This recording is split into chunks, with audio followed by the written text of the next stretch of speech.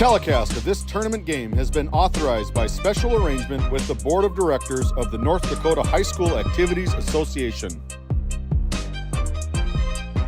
This copyrighted telecast is presented by the authority of GameDay Media, LLP, and may not be reproduced or retransmitted in any form, and the accounts and descriptions of this game may not be disseminated without express written consent by GameDay Media, LLP.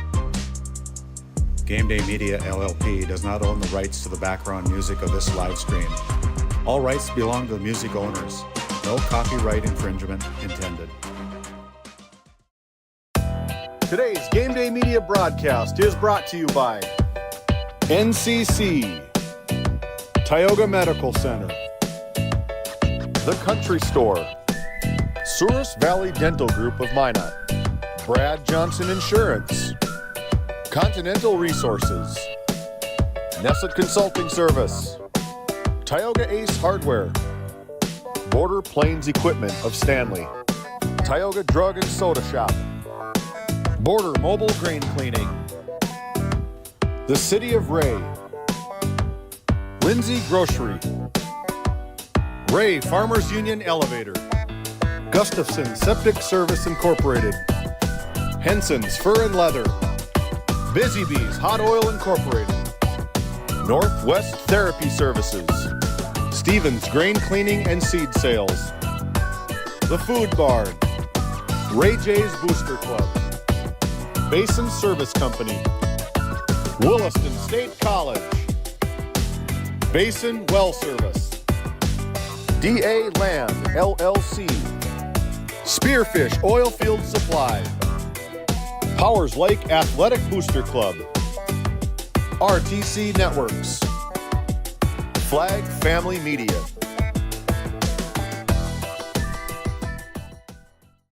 NCC Video is everything you love about cable TV in a portable package. Watch shows live or record them wherever you are, whether you're at home or on the go, even out of state. No more fighting over what's on TV, because everyone can watch what they want, when they want, on their own devices, all for the same price or less than you're paying today. We'll even get you set up at home and show you how to use it. NCC Video. Take your TV with you.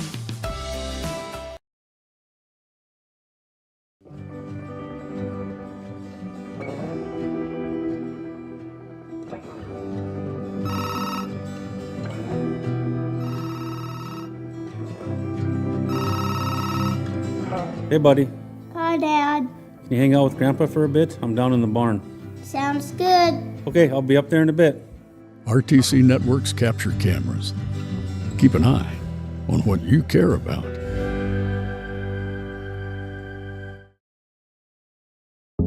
At Souris Valley Dental Group, we've been using modern treatment techniques and products to help families smile since 1968. Voted as the #1 dentist in Minot, our team of expert dentists combine their unique areas of expertise and their experiences to create treatment plans that help each individual patient meet their goals. Contact our dental office at 701-419-8900 or visit sourisvalleydental.com to schedule an appointment today. You can count on us to keep your family grinning from ear to ear for many years to come. For the healthcare services you need and expertise you can trust, it's right here at home with Tioga Medical Center. You're important to us, and so is your well-being. From primary and specialty care to surgical services, we're committed to caring for you at every stage of life. There's no place like home with trusted, familiar faces. You can trust me. You can trust us. You can trust Tioga Medical Center. Trusted healthcare here at home. This GameDay Media broadcast is brought to you in part by Nesset Consulting, located in Tioga, North Dakota. Visit nessetconsulting.com. Stevens Grain Cleaning and Seed Sales, offering Mustang, Legend, and Rob Sicko brand soybean and corn seed, along with grain cleaning services for small grains since 1994. Contact Clark at 701-833-3472 for your 2025 seed needs. Located in Crosby, North Dakota, Brad Johnson Insurance has been helping clients find insurance coverage since 1986. Our team is passionate about serving the community in which we live and pride ourselves on getting to know our clients to best serve their needs. Our staff is active in the public and strives to better our community through participation, involvement, and by supporting area events and youth programs. For a quote, visit bradjohnsoninsurance.com or call 701-965-4200 today. This Game Day Media broadcast is brought to you by Located in West Oak, North Dakota, Spearfish specializes in oil field supplies and repairs. But we also have storage tanks, plumbing supplies, hydraulic hose repair, and products for the agricultural industry. Stop by our store at 155 1st Street West in West Oak. Tioga Drug and Soda Shop, located at 106 North Main Street in Tioga. Visit tiogadrug.com. Located in Powers Lake, North Dakota, the Country Store has what you need. From hardware to everyday essentials, including FR clothing, power tools, and even embroidery and screen printing. You can find most everything at the Country Store. There's always a friendly face willing to help you find what you need at the Country Store. Jared and Brenda invite you to visit them on Main Street in Powers Lake. The Country Store has been in business for almost 50 years. If they don't have it, you probably don't need it. Give us a call at 701-464-5434 today. Based in Williston, North Dakota, Busy Bees Hot Oil Incorporated is a veteran-owned and managed company. Busy Bees services include water hauling, hot oil services, cap string flushes, and much more. Busy Bees will approach any job, no matter how large or small, with 100% safety and commitment. We pride ourselves on giving back to the community that has given so much to us. Looking for the perfect career? Consider Busy Bees Hot Oil Incorporated. Find them at busybbeeshotoilinc.com or give them a call at 701-572-9303 today. Growing family? The City of Ray has shovel-ready lots available, 12,000 to 20,000 square feet. The lots are free of any special assessments. Right on Highway 2, we offer convenient travel and connections, as well as access to our amazing education system. Your family's future is important to us. Let us help you with that first big step. Contact Rhonda at 701-568-2204 or stop by City Hall at 101 Main Street in Ray. Think of Ray when planning your future. Invest in a community that invests in you. This Game Day Media broadcast is brought to you by Servicing Central and Western North Dakota, Basin Well Service has workover rigs providing workover, completion, and plug-in and abandonment services. We also have rentals. Find us on Facebook or visit our website at basinnation.com. Shop Henson's Fur and Leather for a variety of unique, attractive items. Leathers for the cyclist, jewelry, leather goods, comfy footwear, and of course, the area's best selection of Pendleton items from clothing to accessories. Find it all at Henson's Fur and Leather.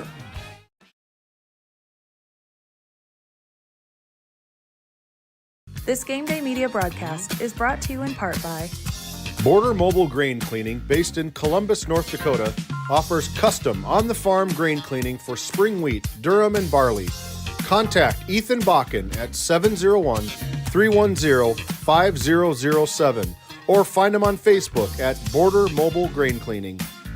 Gustafson Septic Service Incorporated, family-owned and operated since 1986.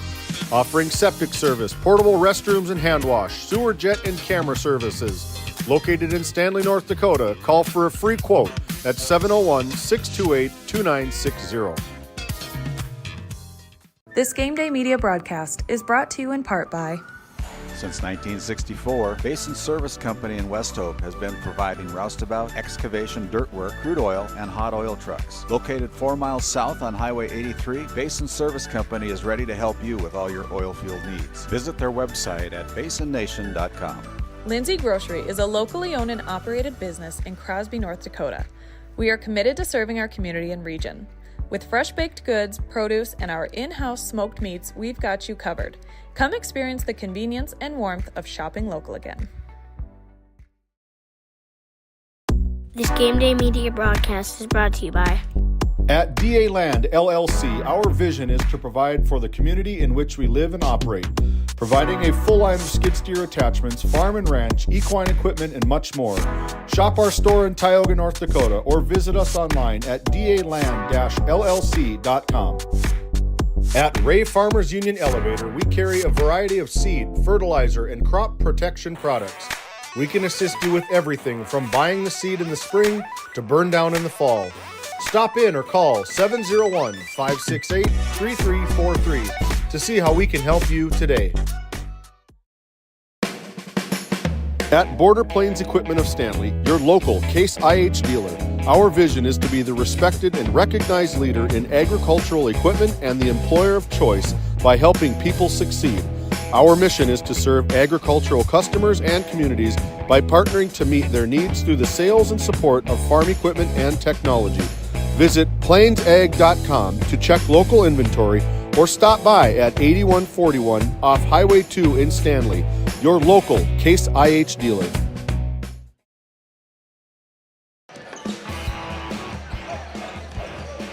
Welcome into semifinal night here at the Minot Auditorium, where we're getting set to watch our first semifinal game between the Our Redeemers Knights with a record of 21-2, taking on the West Hope Newburgh Sioux with a record of 20-3.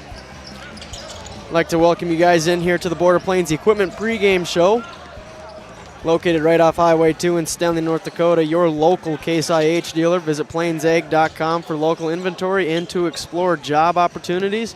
My name's Noah Fredrickson, alongside a friend tonight. I'm no longer by myself. I'm here with Pat Alberts. Pat, we've been talking about it the last hour. It's going to be a fun night of basketball. Yeah, I feel pretty lucky tonight to be sitting center court with you, Noah. I know maybe a biased opinion, but to me, the best region tournament to go on in the state these next 3 days, let's say today into Thursday, it's going to be awesome, man. This is going to be some good basketball. Yeah, and people can't really argue with that statement you just made, because you look at the 4 teams left here in the Region 3 tournament, and they're all in the top 10. I've seen some conflicting reports. I saw Velva was still 10, and then the next day I saw they were receiving votes. But I'm just going to say they're a top 10 team, so we can say we got 4 top 10 teams.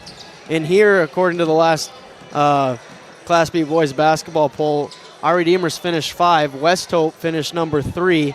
But then you look at their records against each other, all the 4 of these teams. Our Redeemers is 4-1 versus the other 3, and West Hope's 2-2. So I mean, all 4 of these teams are so close to each other, and I think this first game is really going to set the tone tonight. You got the Knights, who just a great team basketball. We were kind of talking that before. They're just play so well together. Their defense, especially, holding teams to 41 points per game. What do you like about this Our Redeemers team? Yeah, we were talking about it earlier, Noah, and I was serious when I said it. Your run when you guys were going to state, they remind me of that type of team. They're good enough offensively to kind of put you in a bind. You can't really double anybody. They're all very unselfish players. But to me, what really shines is the defensive side of the ball. They run that pack line style. They really make you work for every shot. Now, with that, if you can fill it up from the outside like West Hope can do, you get some, more chances, let's say, than you can't. But overall, fundamentally, I think what I've seen a lot of teams this year, this is the most all-around best team, offense and defense combined in the state of North Dakota in the Class B level. Yeah, and you think offensively, they have talented players that could take over if they wanted to, but they don't need to. We look at their scoring from their win last night in the quarterfinal round. It went like this: Nolan Schmidt 17, Jace Weekly 16, and then the rest of it was a 5, 6, 5, 4, 7, 3, 3, 2, 2. There's just so many options that they just pick apart the defense, find their best matchup, and take advantage of it. So if you're the Sioux, how do you attack them? I think you just got to play your game. These guys, they're an up-tempo team. They shoot a ton of threes with that dribble drive offense. Obviously have arguably, maybe the best player in the state of North Dakota, for sure on the Class B level, in my opinion. Class A level more than likely as well. I think you got to be patient at times, though, because I think our Redeemers wants you to maybe rush into a few of those threes. Now, if you're Walker or you're Bailey, I think you probably have to take those. As a coach, I would say, listen, your best player's got to shoot the ball. But listen, they're a great offensive team. They know what to do with it. I don't think they'll have any trouble trying to get some shots up against these guys. Yeah, and then it's kind of like you were saying, it's almost opposite styles where the Sioux are led by those leading scorers, and then our Redeemers, it's kind of pick your poison that night. So the Knights, they kind of got guys they can focus on in that team defense, take them away, and maybe make other guys beat them tonight. Yeah.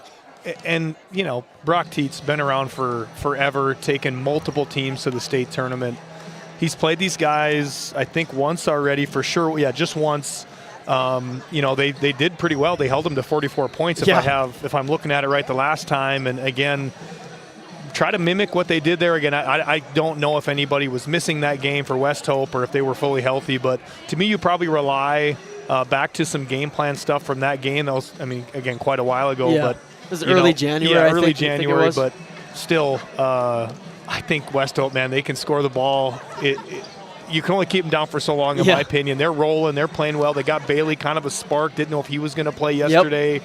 Yeah, I think it's going to be tough to stop them. But if anybody can do it, it's going to be our Redeemers. Yeah, for sure. And kind of talking about the Sioux and that injury situation, even Velva had some rumors going around. It was kind of just, what's the injury report going to be like? And I think a lot of people thought last night that the Sioux were going to be without Braden Bailey, and there he is with that cool-looking mask protecting his injury. And then he comes out, puts up 17, and the greatest thing about that was he was kind of on a minutes restriction. There were so many times where Coach Lee would take him out, and you'd see Bailey go like, what? I don't want to go out. So we'll see if that's still the case tonight. But it's going to be a fun one, Pat. I'm excited to have you on for tonight. Finally found a friend to bring into the broadcast booth I'm happy to be here. Yep. And we're about 6.5 minutes until this one tips off. We're going to send it back to our great sponsors, and when we come back, it'll be time for the starting lineups. Thanks, everybody, for joining in here tonight. At Souris Valley Dental Group, we've been using modern treatment techniques and products to help families smile since 1968.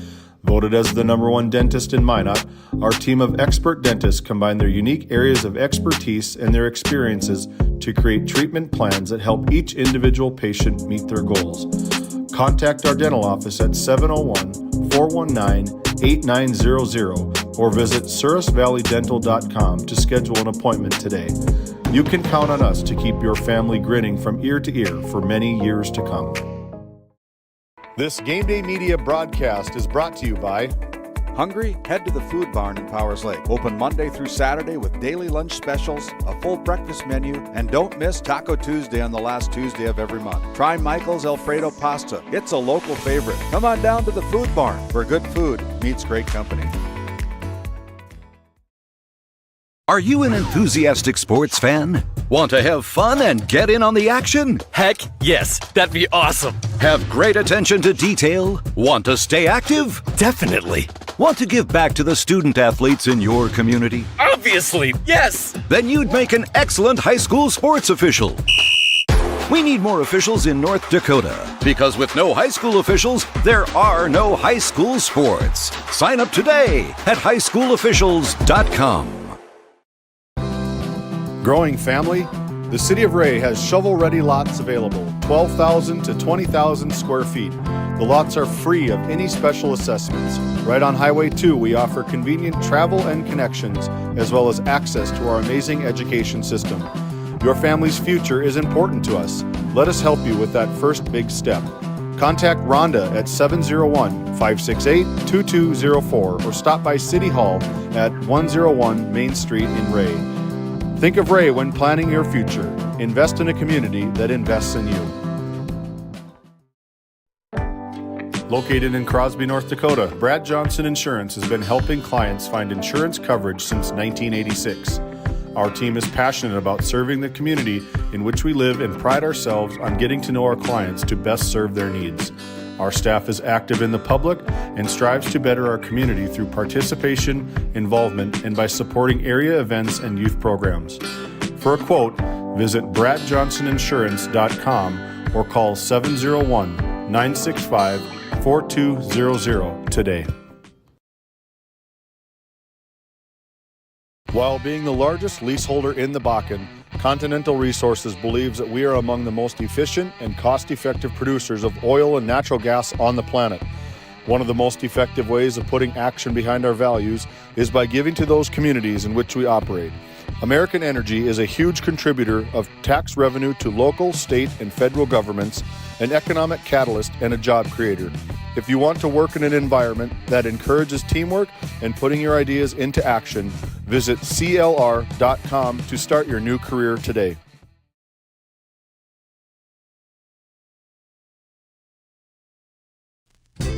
Founded in 2019, Northwest Therapy Services, located in Ray and Williston, North Dakota, provides speech therapy in our clinics as well as partnering with local schools and nursing facilities to provide on-site therapeutic services.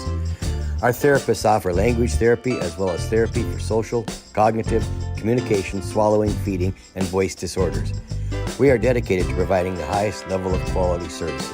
To schedule an appointment, visit nwtherapyservices.com or call 701-568-8255.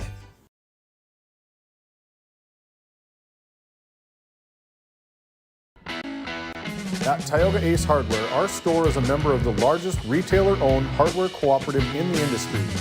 We are all committed to being the helpful place by offering our customers knowledgeable advice, helpful service, and quality products.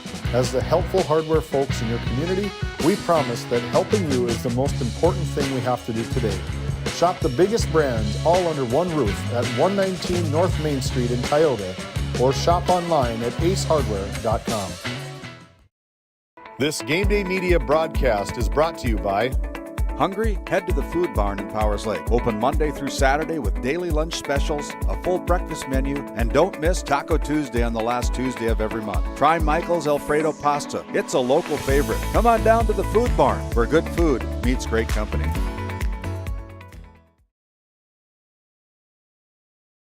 This Game Day Media broadcast is brought to you in part by Since 1964, Basin Service Company in West Hope has been providing roustabout, excavation, dirt work, crude oil, and hot oil trucks. Located 4 miles south on Highway 83, Basin Service Company is ready to help you with all your oil field needs. Visit their website at basonnation.com. Lindsay Grocery is a locally owned and operated business in Crosby, North Dakota. We are committed to serving our community and region. With fresh baked goods, produce, and our in-house smoked meats, we've got you covered. Come experience the convenience and warmth of shopping local again.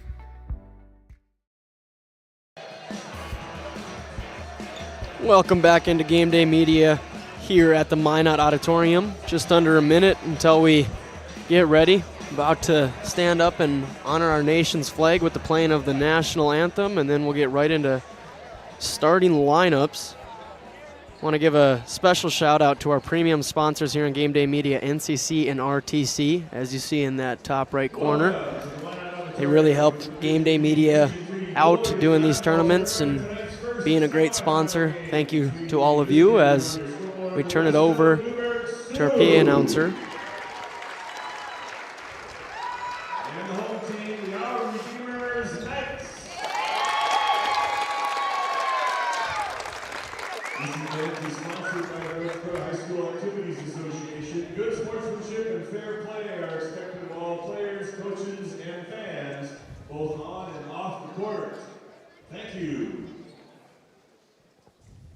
At this time, ladies and gentlemen, as a symbol of respect for our country, we invite you to rise if you are able.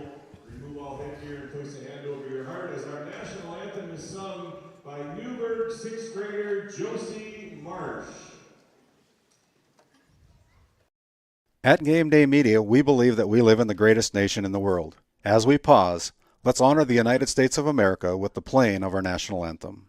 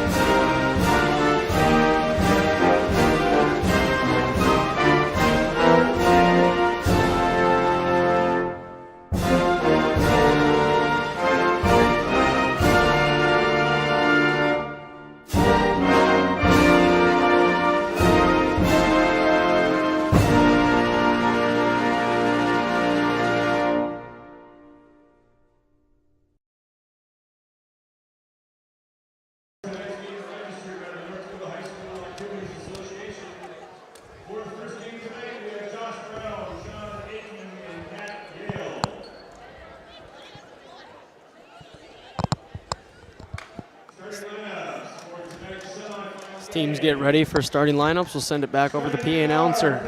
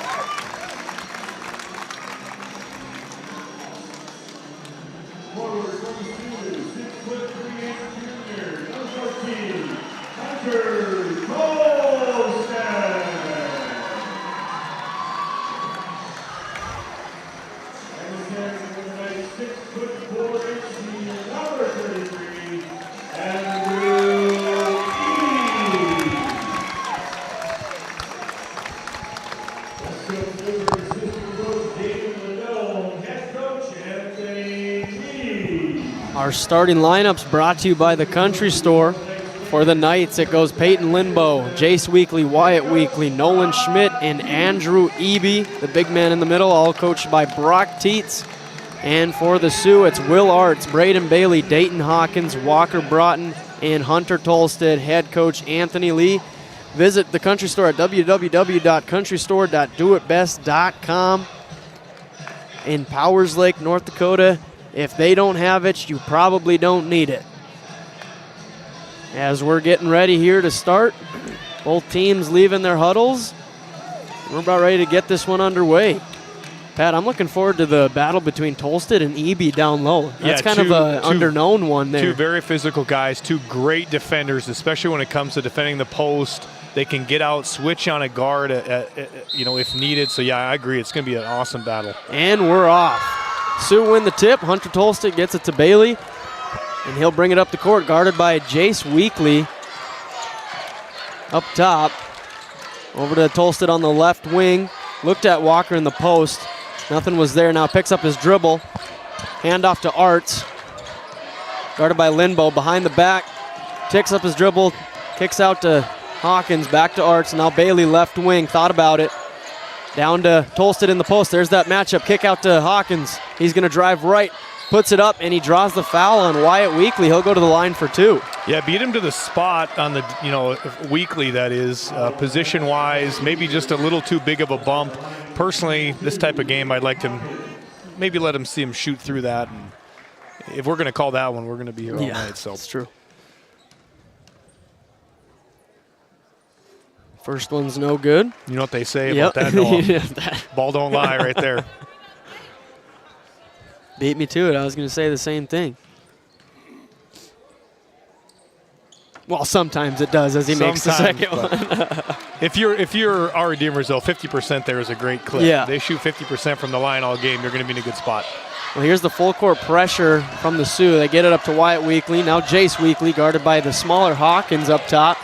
Weekly takes him to the hole. Fadeaway jumper, no good. And Will Arts comes down with the rebound. And I could see them going to that matchup a lot. Big size difference there. Weekly's definitely got the advantage. As Arts kicks out to Hawkins on the right wing. Now he's going to drive, take it back out. Back to Bailey. Down to Tolstad. Pass was tipped. Tolstad controls. Now he's going to drive on Eby. A few fakes in there. Kicks it back out to Broughton. Deep right wing with Schmidt on him. Walker Broughton drives. Reverse layup is good. Yeah, nice footwork. If he gets that lane penetration, no, it's going to be tough. He's going to get a lot of collapses, a lot of kicks. They got to limit his lane penetration. And then just the ability to stay controlled once he got to the other side of the hoop. Now You Lindbo. see that token pressure too by Westhope. It's really just, I think, to slow him down a bit. No real steals needed there. As Broughton guards Jace Weekly, dribble handoff to Wyatt. Now Schmidt on the right wing, guarded by Arts, giving him a lot of room to shoot. He doesn't want to. Lindbo left wing, picks up his dribble, now back to Wyatt Weekly. He's going to drive middle. Nice footwork. It's caught in the air, and it's stolen by Broughton. Great defensive play by Hawkins. As Bailey pulls up, that's no good. Offensive rebound to Arts, brings it back out, goes to Bailey. Weekly tipped that one. They were trying to get to Hawkins on the left wing for an open three. We've seen that a lot with this Westhope team. They're really unselfish. That one more pass, I think if he gets there, Hawkins is probably burying that one. Arts will take it out for the Sioux. Tolstad up top, now over to Hawkins on the right wing. Broughton uses the screen from Hawkins, gets the switch onto Wyatt Weekly. Spin move into the lane, up and down for Walker Broughton. Wow. Just too athletic. He gets that deep a lane penetration. It's going to be a long night for the Knights. And usually the Knights are able to kind of switch everything, but as Weekly shoots the three and hits, Wyatt Weekly answers. Yeah, and I know we talk about them being a defensive team, but don't sleep on the offensive side of the ball for these guys. They can fill it up with anyone. Yeah, 67 points per game offensively. Bailey, he's going to drive middle now. Picks up his dribble in the middle of the lane. Wants to try to get it out of there. Gets it to Arts, guarded by Lindbo. Arts behind the back kick to Bailey. Bailey fake and drive. Floaters blocked by Jace Weekly, and then Bailey got it and missed the easy layup. And again, just great kind of second effort defense there. Went for the block, but got the second block on the shot attempt. And that one's stolen away by Hawkins. Now up to Bailey. He's got to beat him to the hoop, and he does for two.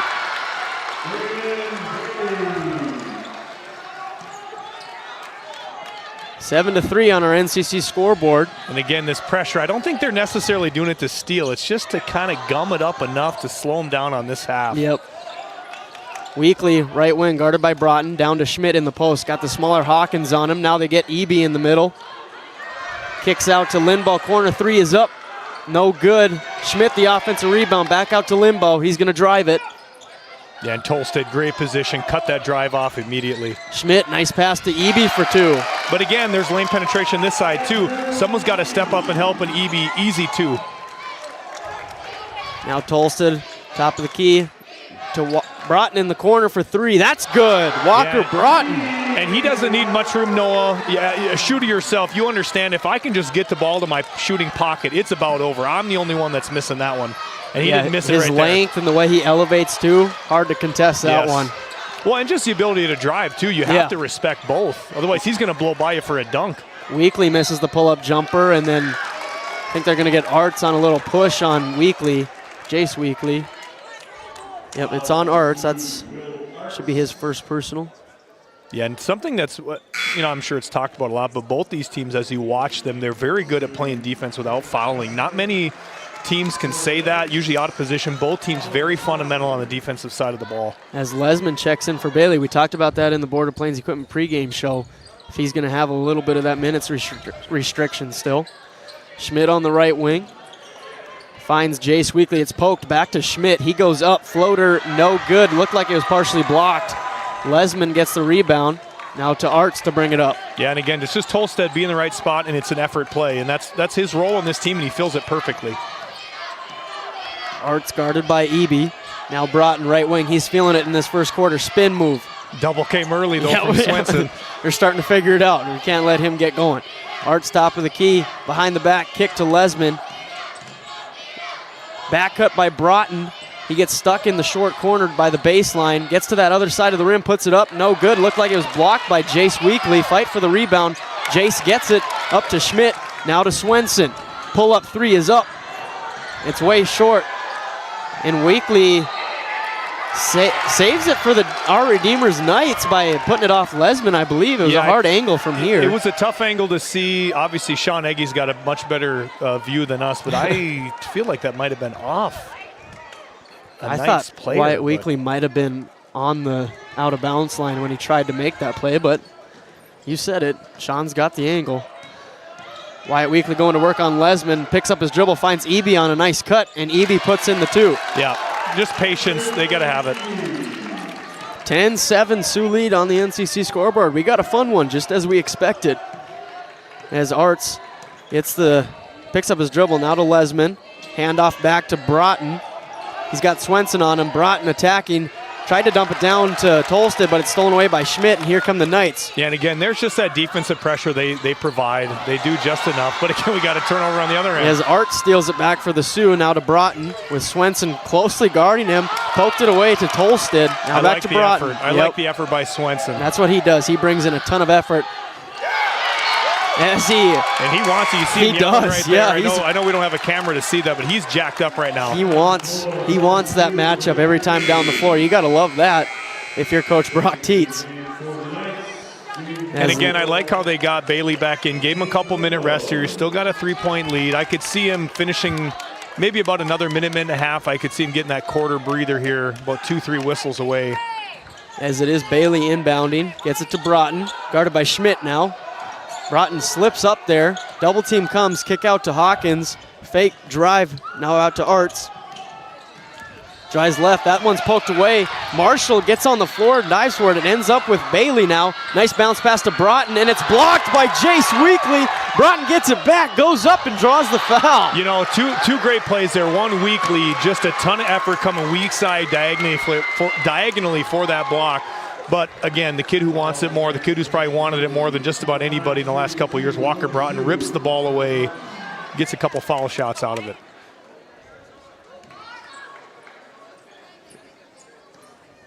Broughton at the line for 2. The first one is up and good. Yeah, and I know we and I had talked. I had heard some rumors. You know, he was a little hobbled through that district tournament. I'll tell you, early eyes here last night, right now, he looks pretty good to me. He does. And the next one goes in 2 for 2 for Broughton. And now here's that pressure you've been talking about. Yeah, and again, they do a good job. They got Bailey about half court. Nobody's guarding the inbounder. They just apply a ton of pressure. They break it here with Linbo, but now the Sioux get back. Now to Weekly. Jace Weekly up top for 3. That one's short and off. Marshall saves it in, but that's to Tolsted. And here come the Sioux. And it's picked away. Sioux turnover. Linbo got the steal. Yeah, now Brock Teets is telling him to slow down a little bit here. That was an early possession 3. Again, if those go in, they're great shots. Early possession 3s, if you don't shoot a high percentage, I don't love them. That's Wyatt Weekly working on Lesman. Drop step into the paint, 4-2 for Weekly. And again, that's about the third one-on-one look that Teets has got into with him. I expect that a ton with that matchup. As it's Beaudry, now over to Lesman, back to Bailey, guarded by Marshall. Beaudry almost lost that one, was able to retain it, guarded by Weekly. 15 seconds on the shot clock as the Sioux set up their offense. Beaudry, Broughton top of the key, 3 is up. No good. Tolsted the offensive board. It's a fight for it, and I think they're going to get a foul on Jaden Marshall here. Yes, on Jaden Marshall. Yeah, and again, just a great offensive rebound by Tolsted. Right place, right time. Working for every rebound on every possession that guy does. It's just fun to watch. It's got to give the shooters of West Hope a little confidence when you're like, Tolsted's just going to get my rebound if I miss. You and I, we're shooters, Nor. We weren't the guys who usually rebounding a whole lot. We wanted to put them up. Yeah, I can appreciate a good rebounder. As that's going to be a turnover. Bailey wasn't able to handle the swing pass from Tolsted. Yeah, and kind of a couple unforced turnovers here for West Hope. You don't see them do that a lot. You know, not that the game seems too big. They look, pretty comfortable right now. Just a couple mishaps. And again, like we talked here comes Bailey out, 37 seconds left. Smart play, I think, by Coach Lee. A little extra rest time. Knights get it to Schmidt to bring up, guarded by Hawkins. He gets by Hawkins. He's looking to attack. Bounce pass to Eby. Eby goes up and puts it in. 6 points for Andrew Eby in this first quarter. Yep, and he just separates himself into that short corner. really gives the rest of the team some space to operate. Looks like the Sioux are going to hold for the last possession. Broughton guarded by Schmidt. 10 seconds now on the game clock. Gets the screen from Tolsted, swings over to Beaudry. That's deep. No good. Wyatt Weekly the rebound. Fumbled it. He's got his chance to get one off. It's up. No good. Hit rim. What a first quarter that was as we look at the NCC scoreboard. It's the Sioux 12, the Knights 11. We got a fun one here at the Minot Auditorium. Tell your friends. Join Game Day Media. Noah Fredrickson and Pat Albert's on the call. We'll be right back after we hear from our great sponsors. At Tioga Ace Hardware, our store is a member of the largest retailer-owned hardware cooperative in the industry. We are all committed to being the helpful place by offering our customers knowledgeable advice, helpful service, and quality products. As the helpful hardware folks in your community, we promise that helping you is the most important thing we have to do today. Shop the biggest brands all under one roof at 119 North Main Street in Tioga, or shop online at acehardware.com. This Game Day Media broadcast is brought to you in part by Nessa Consulting, located in Tioga, North Dakota. Visit nessaconsulting.com. Stevens Grain Cleaning and Seed Sales, offering Mustang, Legend, and Rob Sicko brand soybean and corn seed, along with grain cleaning services for small grains since 1994. Contact Clark at 701-833-3472 for your 2025 seed needs.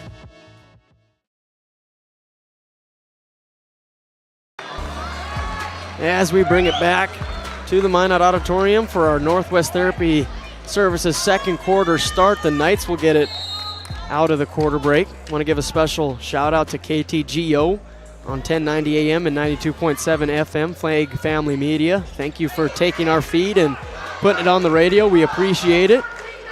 We're happy to bring you a good one here in our first semifinal matchup. Little zone look here. Yeah, changing it up. Lindbo, three-point basket is good out of the quarter break. I'll tell you this, come from a coach perspective, Noah, there's nothing worse than trying to just gum up something, give them a little look on defense, and then they drill a three in the first possession. You really start to second-guess yourself. Yep. Now Bailey wants to answer. He puts it in. Braden Bailey with the answer. Yeah, that was a great in-rhythm shot. He's pumped up right now. You can see it. They needed that one. I know it's early, but they kind of needed that one, I feel like. Yeah. Their second three-pointer. Broughton had the other one as Weekly, and that's going to be over and back. The ball must have touched on the other side before he saved it. He had 2 feet established here. 3 points of contact over, but when the ball comes back and he makes contact, that's where it gets over and back. Yep. So that's a Knights turnover. Kind of unforced. Wasn't a lot of pressure as Broughton controls, gets the screen from Tolsted, swings it to Arts. Now Hawkins, right wing three. It's blocked by Jace Weekly. You know, those are the types of plays when you watch our Redeemers that they just seem to make over and over. A lot of teams, they don't block that shot. That's an effort play. That's what this Knight team is a bunch of effort as Arts will inbound, finds Bailey. He was adjusting his mask. Now he gets the screen from Tolsted, doesn't use it, going to drive into the paint, up, and gets the roll. Friendly roll for Bailey on that one. I know he's not a big kid, you know, but he is so strong, that compact body. He moves in space very quickly, and it's a tough guard. I don't care who you are. It is insane the way he gets to the hoop. You're like, how's he going to do that? And then he puts it up and in. Limbo wants another three. Can't get it. And I hit the shot clock or the top of the backboard. That's going to be out of bounds. Yeah. And again, I know, like, he's wide open there. I just, in my opinion, when they're patient, they're going to get the looks that they want. To me, like, that early three is just, it's tough sometimes. But again, he's probably taken that a million times this season. He just wanted his heat check as he hit that one same spot just the previous possession. As there's a dribble handoff, Broughton now back to Bailey. Yeah, little now to Arts. Sorts got 2 guys in one spot. You don't see that by these guys often. Arts picked up his dribble, kicks out to Bailey, top of the key with Weekly on him. Spin move into the lane. Nice fake, but kicks out to Broughton. And this is what I mean. I like the patience by Westo. This is about the 4th possession they've got under 10 seconds on the shot clock. It's 2. Tolson's got to put up fadeaway. Dirk Nowitzki shot, no good. That'll be a shot clock violation. And that's tough for him. I mean, he's not a jump shooter by any means. That's a tough spot. But you know what? You got to give him credit for at least getting a shot off. Yep, he still got it up. Some of those bigs get it, and they're like, shoot it, and then they just end up holding it and getting it. But Then the guards yell at him, and the guy says, hey, listen, I'm down here to rebound. Weekly pressured by Lesman. Takes it back out to Schmidt, top of the key. They're giving him the shot. He's not going to take it. Instead, he's going to drive to the rim. Picks up his dribble, now out to Jace Weekly. Short corner jumper is good. It's a long 2 for Weekly. Good in rhythm shot, though. I know that's a 2. It's a long 2. A lot of coaches don't love those, but great shot by him. Sioux get it down to Lesman, back out to Tiger Lee, who's in the game. Dribbles that one, but gets it back to himself. Almost a turnover. Now Broughton gets a double team, and Jace Weekly steals it away. Yeah, and it's loud in here. Usually teammates are pretty good at telling each other, hey, double's coming. Not sure if that's causing an issue. As Schmidt with the Euro step for 2. And now the leading scorers from last night's game are on the board for the first time here in the second quarter. They are, but we talked about it. The balance of this team is their greatest strength. Yep, like EB yesterday had 6 total points, and he had 6 in the first quarter. Yep. Sioux looked to answer. Dribble handoff from Lesman to Broughton. Now he's in the post. Kicks out to Arts, top of the key. Swing to Tiger Lee. Yeah, and they've gone to double twice there now when he's been in the post. Yeah. Both times by Weekly. It's almost like they're making a conscious choice, leaving Lesman. As Will Arts misses the fadeaway jumper. Knights get the rebound, get it up to Jace Weekly. He's going to drive left. Gets doubled, kick out to Wyatt now. Slowing it up, setting the offense, gets a screen from Eby. He's going to pull up for 3 instead. No good. And that's going to stay with the Knights. It was all Tolstead, it looked like. Yeah, Teets, his facial expression here, let's just say he didn't love that shot attempt by any means. Well, it looked like they were going to be able to make something work with that high pick and roll. Because that was also from the pro 3. Oh, yeah. College 3, whatever it is. EB controls now over to Weekly. Thought about another big 3 now. Wyatt Weekly hits that 3. And again, I know that those seem like similar shots, but that's a 3 to 4 pass possession, a guy coming off a 3 for a really open look. Yep. Those are the ones you want to take. Now Braden Bailey on the right wing, guarded by Jace Weekly. He's going to take him to the rack. Saves it. Gets saved by Schmidt, tipping it out of bounds. Almost a turnover. And again, they called a foul that first possession of the game. That one seemed more egregious than that one. So, or the first one, excuse me. But let it go. I mean, the refs, they've done a pretty good job so far, I would say, kind of letting them play. And I hope they continue to do that. These games should be decided by these kids. Yep. Broughton gets the inbound now to Bailey. Back to Arts. Corner 3 is up. Way too hard. Wyatt Weekly skies for the rebound. Nice rebound from Weekly. He's pressured by Hawkins. Gets it up to Jaden Marshall, who's checked back into the game. Wyatt wants to slow it down.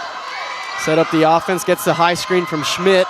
They switch Broughton on to Weekly. Now Colin Swenson down to Schmidt. He's got the mismatch in the post. He's got to take advantage. Dumps it down to Marshall. Fake. Goes up. And can't get the bucket to fall, but he'll go to the line for 2. Yeah, and this lineup here now for West Hope, if it's one disadvantage, I know they can score, they can shoot, but you do not have a ton of size other than Tolstead, basically. Yeah. I know Walker. And they got him out of the lane. Yeah, they did a really good job, yeah. They had a couple good cuts there through the lane.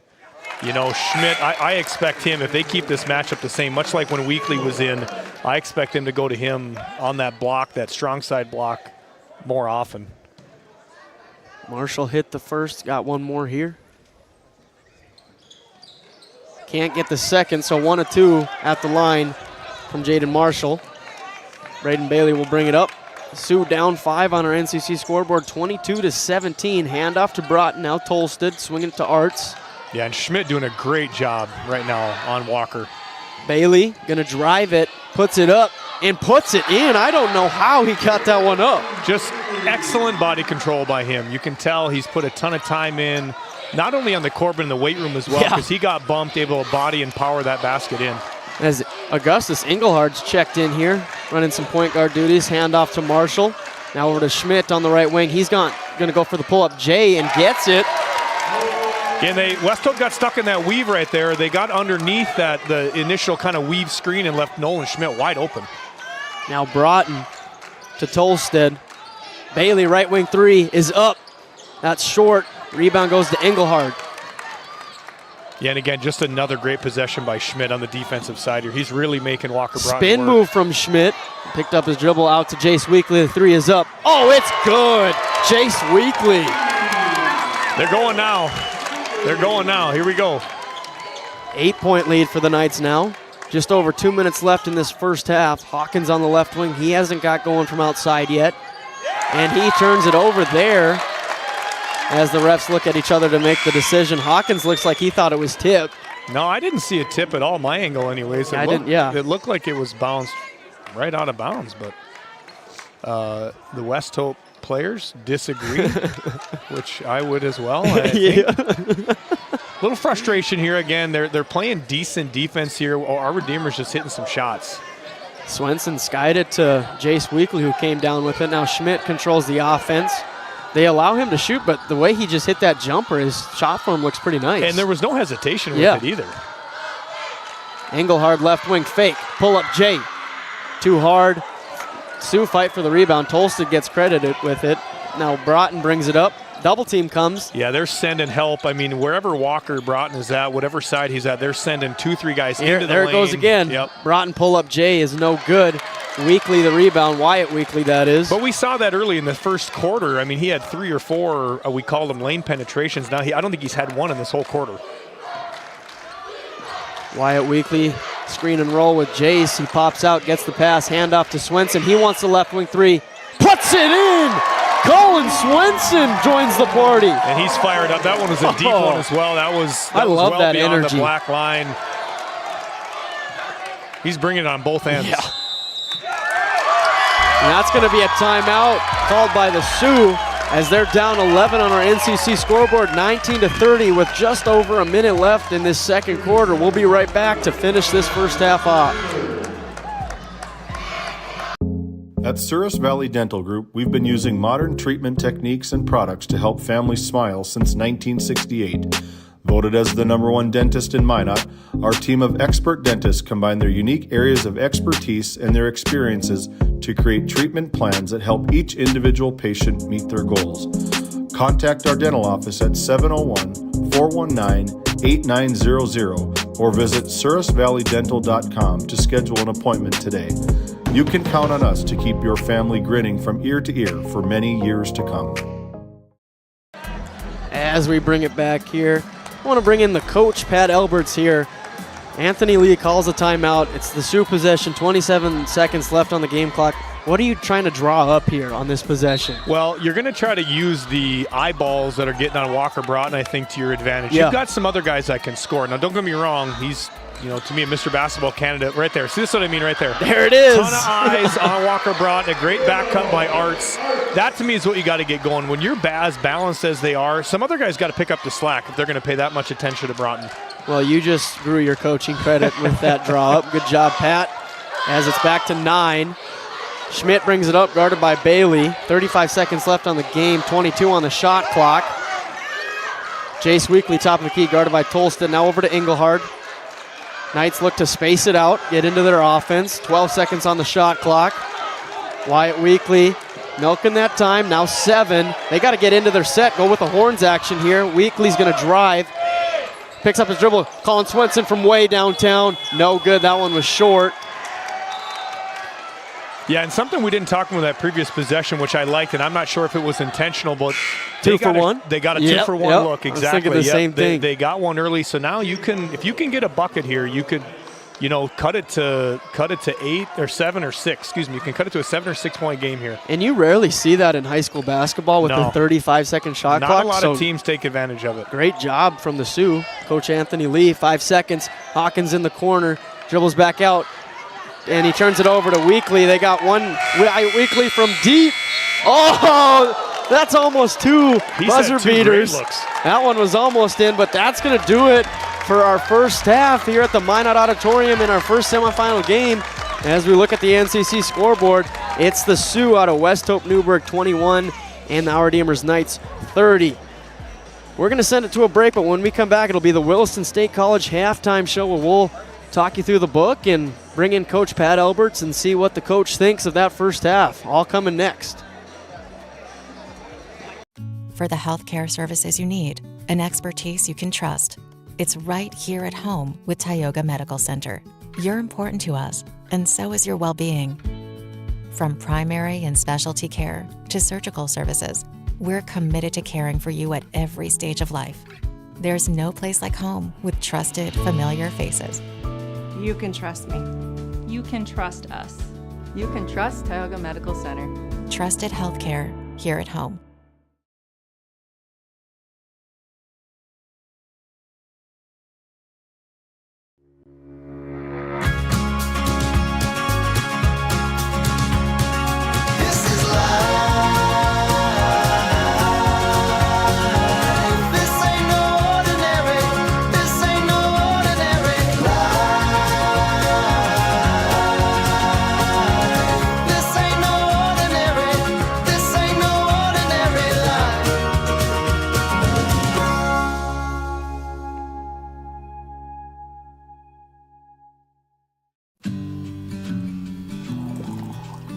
Hey, Dad, will you check the cows? Use this instead, Grandpa. The cows look fine, Dad. In my day, we had to sleep in the barn to check the cows. Combining tradition and technology. Respecting the past while embracing the future. RTC Networks. A game without a crowd is just a scrimmage. A performance without an audience is just a rehearsal. Without your presence, high school sports and the performing arts aren't possible. Ensure that these essential extracurricular activities continue to enrich the lives of students in North Dakota. Purchase a ticket to your local high school's game or performance. This message presented by the NDHSAA.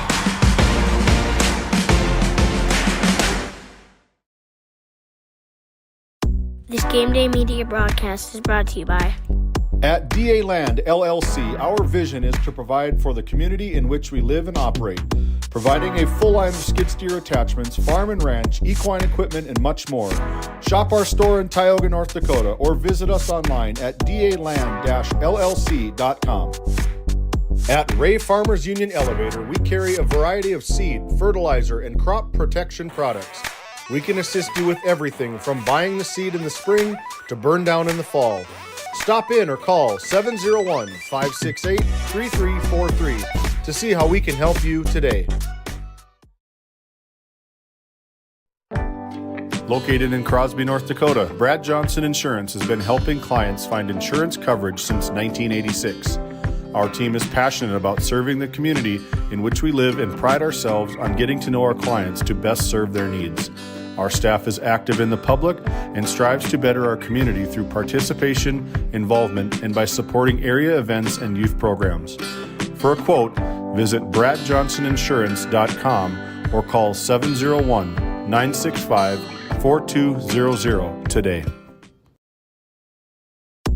Located in Powers Lake, North Dakota, the Country Store has what you need. From hardware to everyday essentials, including FR clothing, power tools, and even embroidery and screen printing. You can find most everything at the Country Store. There's always a friendly face willing to help you find what you need at the Country Store. Jared and Brenda invite you to visit them on Main Street in Powers Lake. The Country Store has been in business for almost 50 years.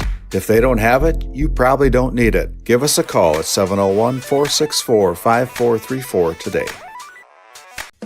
This Game Day Media broadcast is brought to you by Servicing Central and Western North Dakota, Basin Well Service has workover rigs providing workover, completion, and plugging and abandonment services. We also have rentals. Find us on Facebook or visit our website at basonnation.com. Shop Henson's Fur and Leather for a variety of unique, attractive items. Leathers for the cyclist, jewelry, leather goods, comfy footwear, and of course, the area's best selection of Pendleton items from clothing to accessories. Find it all at Henson's Fur and Leather. Hey, everybody. Welcome into the Williston State College halftime show. Williston State College, where people make the difference. Endless opportunities at Williston State College. Visit willistonstate.edu to take the next step. Pat, talking about Williston State College, were you able to watch their Region 13 championship game on Sunday? No, I was not. They played Dawson Community College and lost by 4. If they would have won that one, they would have had a chance to win one more game to get to the national tournament. Oh, wow. Well, good for them. That must have been, I would guess, a pretty successful season. Yeah, I think they were 23-7 or something. Wow. One of their best seasons in quite a few years. So shout out to Williston State College. Shout out to Tyson Inget. Yes. One of Had my a good couple best of years friends. there. Yeah. Did a great job for that program. But as we flip the page back to our game at hand here between the Knights and the Sioux, we'll start with the Knights' 31st half points. They were down after the first quarter, 12-11, and then in that second quarter, 19 total points, 4 threes, kind of flipped this whole game, Pat. Yeah, I mean, when you're hitting 4 threes in a quarter always helps, and they really missed a couple maybe forced ones as well, but that one Swenson made on this left wing kind of right in front of us was kind of the rubber band seemed to snap, and they were really ready to go after that one. But again, you know, we talked about it pregame. One word with them is balance. We said it kind of when we were taking it to break, like pick your poison, because they got 4 or 5 guys that can fill it up if you let them. Yeah, as we look at their scoring, they got 7 total players in the scorebook in that first half. Usually they're probably at 9, but it was 7 here with Nolan Schmidt with 4, Jace Weekly with 5, Peyton Lindbow with 3, Andrew Eby with 6, Wyatt Weekly with 8, Jaden Marshall with 1, and Colin Swenson with that big 3 like we were talking about. Just crazy balance. We talked about it pretty much all night. That's what makes this Knights team special is everybody can go out, get a bucket, knock down a shot, and they just play so well together. Yes. You love to see it. They do. They're fun to watch. Again, both sides. Tremendous effort, too. That's what I think really stands out to me. Like, they all work their tails off every second they're in that game. They know what they're supposed to be doing. It's just, as a coach, like, it's fun to watch these guys play. Yeah. And then looking at the other side, the Sioux, it was kind of the exact opposite of the Knights. That first quarter, they had 12 points, pretty much because of the Walker Broughton show. He had 9 of them in that first quarter, and then 0 points for him in the second quarter. As we saw, the dominance from those double teams were forcing Broughton to make some bad decisions, give the ball away when he wanted to go up. But how does Coach Anthony Lee fix the second half when he knows they're going to keep doubling Broughton? Well, again, it can't be I haven't watched it, maybe all but 3-4 of these guys' games this year. It can't be the first time that they've seen kind of a look like this on the defensive side of the ball. We mentioned it as Art's got that back cut layup. You've got 4 other players that can play. You got to get them the ball in situations that they can score. If they're going to double Walker again, he's got to get his. He's still got to get some shot attempts. Yep. These other guys got to get involved, and they got to hit a couple shots as well. And one thing I'm looking at is Dayton Hawkins had 12 points, 4 threes against the Ranchers yesterday. He's only got 1 point. I don't even know if he shot a 3 in that first half. And you can tell it's an effort by the Knights. They're pushing him off the 3-point line, they're allowing him to get some dribble, put it on the deck a little bit. They say, hey, listen, I know it sounds dumb. I say this to our kids all the time. 2's worth less than 3. So if he makes some 2s, hey, we can live with it because he'll bury it from 3. That's true. And you got to wonder if they can kind of put the Knights in a lose-lose situation where you get Hawkins and Broughton on the same side to attack, and they either have to double Broughton, leave Hawkins open, or allow Broughton to have the one-on-one to the hoop. Yeah. See if Coach Lee does anything like that. Something I maybe would think about, too, is, and I know Walker's such a tremendous player from the outside, but even rotating him inside, if the double's going to come, let him get the ball. He's a smart passer. If they want to double that, then they should have some really good looks outside. If they don't double, I have no doubt he can score on just about anybody on our Redeemers team. But, yeah, as we look at the scoring for the Sioux, 21 total points in that first half. They averaged 76. They're only on pace for 42, and that's kind of what they scored in their regular season matchup was 44. So that game's actually looking very similar as we look. It was 58-44. We're kind of on track for that right now, Pat. But, yeah, the scoring, it goes like this. Will Arts with 2, Braden Bailey with 9, Dayton Hawkins with 1, and Walker Broughton with 9. So it was kind of in the first quarter, Broughton scored 9, and then it kind of went to crap in the second quarter. So then Bailey chipped in his points mostly in that second quarter. Let's see if they can mesh a little better scoring together in this third quarter. I think they'll come ready to go.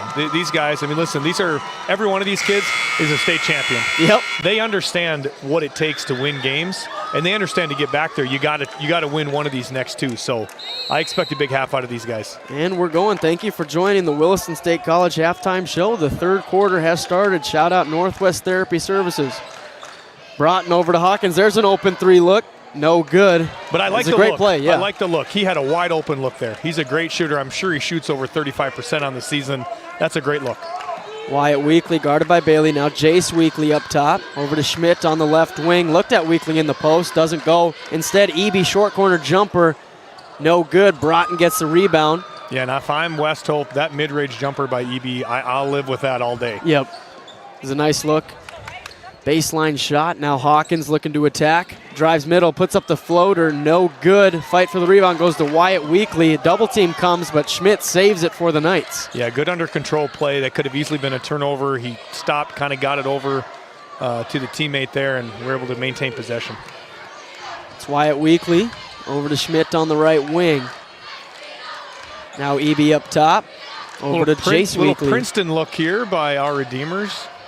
Weekly, fadeaway jumper, gets the roll. Wyatt Weekly strikes first. And again, it's not that it's bad defense. He's just got the length over the defender there. Mm-hmm. Like, it's when you're a good jump shooter like that, that's an easy shot.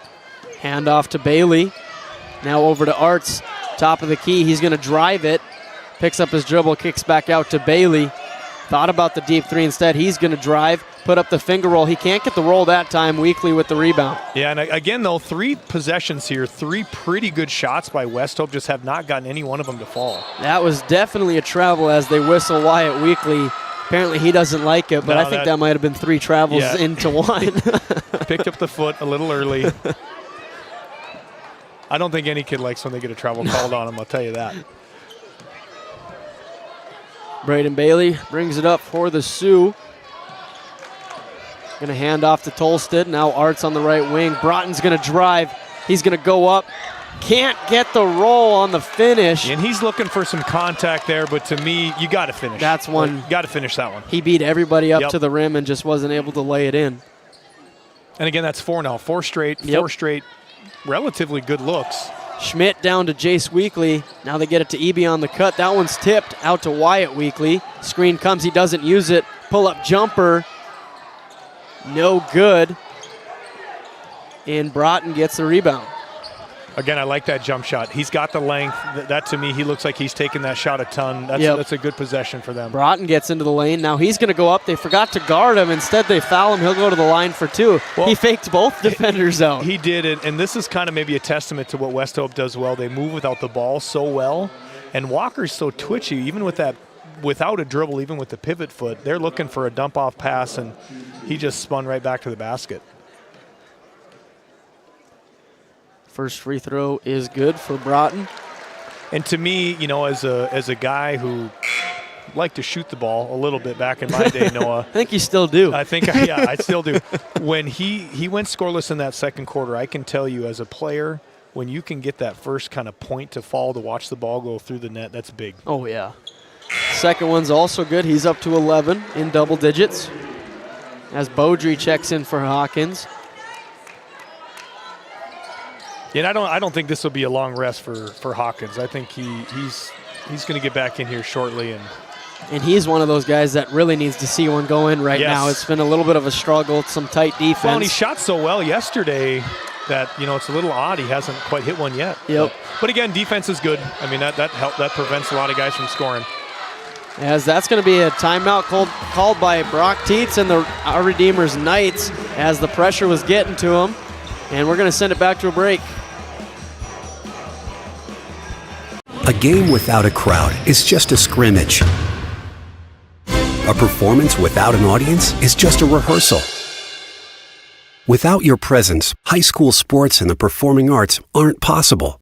Ensure that these essential extracurricular activities continue to enrich the lives of students in North Dakota. Purchase a ticket to your local high school's game or performance. This message presented by the NDHSAA.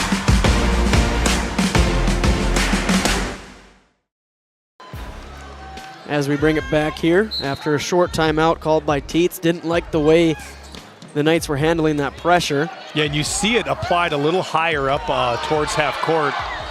some extra pressure here by West Hope. Jace Weekly, top of the key, 3, no good. Wyatt Weekly's in the right spot, puts up the putback layup. Yeah, and I thought he got away with a push there, a little bit on for a push Lessman, a little bit to get that offensive rebound, but officials let it go. Broughton up top, he's got Eby on him. He likes that matchup, picks up his dribble though. Yeah, I can see them maybe drawing him out, get a little isolation look. That one is tipped out of bounds by Jace Weekly. Will stay with the Sioux. As there, Hawkins and Bailey both checking right back in. For Lesman and Beaudry. Yeah, here I think Brock saw that matchup, Eby on Broughton, and I don't think he liked it a whole lot, so he's subbing Eby out. Broughton now gets Schmidt on him. They like that matchup better. Broughton goes up, can't finish. Jace Weekly tips the rebound to himself. Now outlet pass to Schmidt. Now Jaden Marshall, he's going to attack. Swatted by Tolsted. And I know Tulsa gets the block there, but great position defense by Bailey.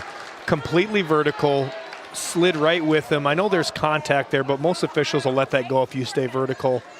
Nice play by both of them. Yep. Wyatt Weekly will inbound.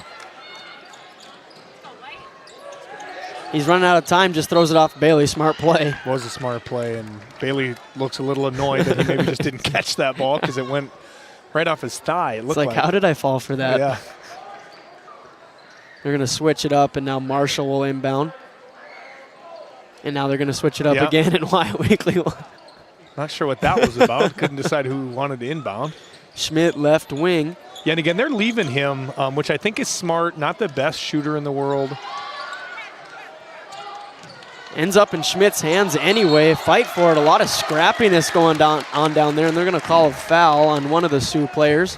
You know, and as you know, Coach Lee didn't love that, but unbiased viewer here, when you got that many arms swinging and kind of, I don't want to say slapping, but making contact even with the ball, it's tough for the officials not to call something there. And that is Tolsted's first. Broughton falls. Looks like he's grabbing his nose too. Wyatt Weekly, right wing 3. It's good. Yeah, and he's having a heck of a game right now. 15 points for Wyatt Weekly. Tolsted up top. Down 14. The Sioux got to have a level intensity right now to get back in this one. Get it to Broughton in the right corner. He loses his footing, and it's a Schmidt steal. Throws it to Jace Weekly. He picks up his dribble. Now Wyatt Weekly looking to attack again. Finds Schmidt in the paint. Kick out Limbo 3. Puts it in! Peyton Limbo! The Knights are alive! Yeah, there was a lot of contact at the other end here. I don't necessarily think it should have been a foul. The West Oak fans obviously did not disagree like that. with you. Walker was late getting back, and when you're playing 5-on-4 against these guys, they're going to get an open look. Bailey kicks out to Arts. He fakes. Going to drive, put it on the floor. It's blocked by Jace Weekly. Those long arms come in handy right now. And again, we talked about it. They can just play defense without fouling for 32 straight minutes. Yeah. Like everybody's in the right position. Nice pass down to Marshall, but he can't finish. Gets the own putback. Jaden Marshall. And that's going to be a timeout called by the Sioux, Anthony Lee, as the Sioux are falling behind on our NCC scoreboard, 23-42. The Knights are running out right now. We'll be right back after this word from our sponsors.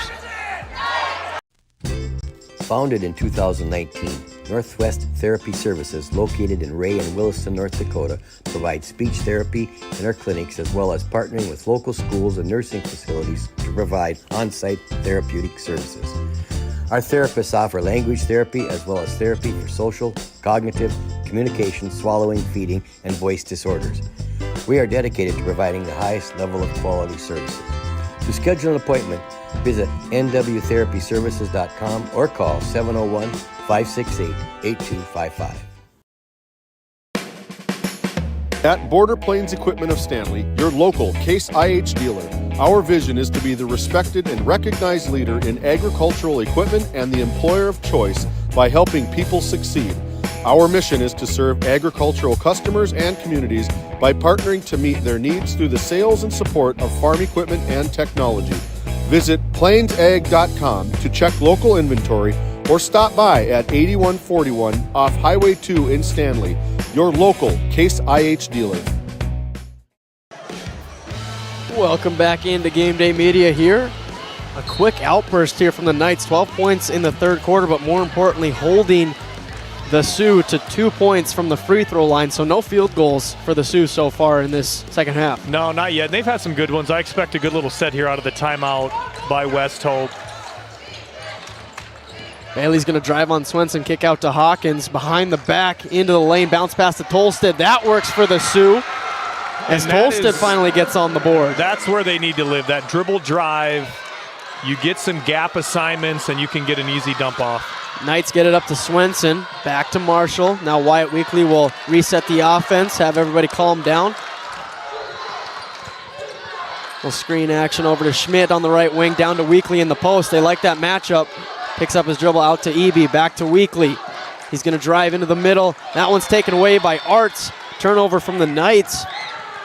Great defense from the Sioux. Yeah, they get a bucket here. I think they might have a spark. And they turn it over. That's the announcer jinx from Coach Pat Alberts. There it is. And now Tiger Lee and Trayton Lesman will check in for Hawkins and Bailey.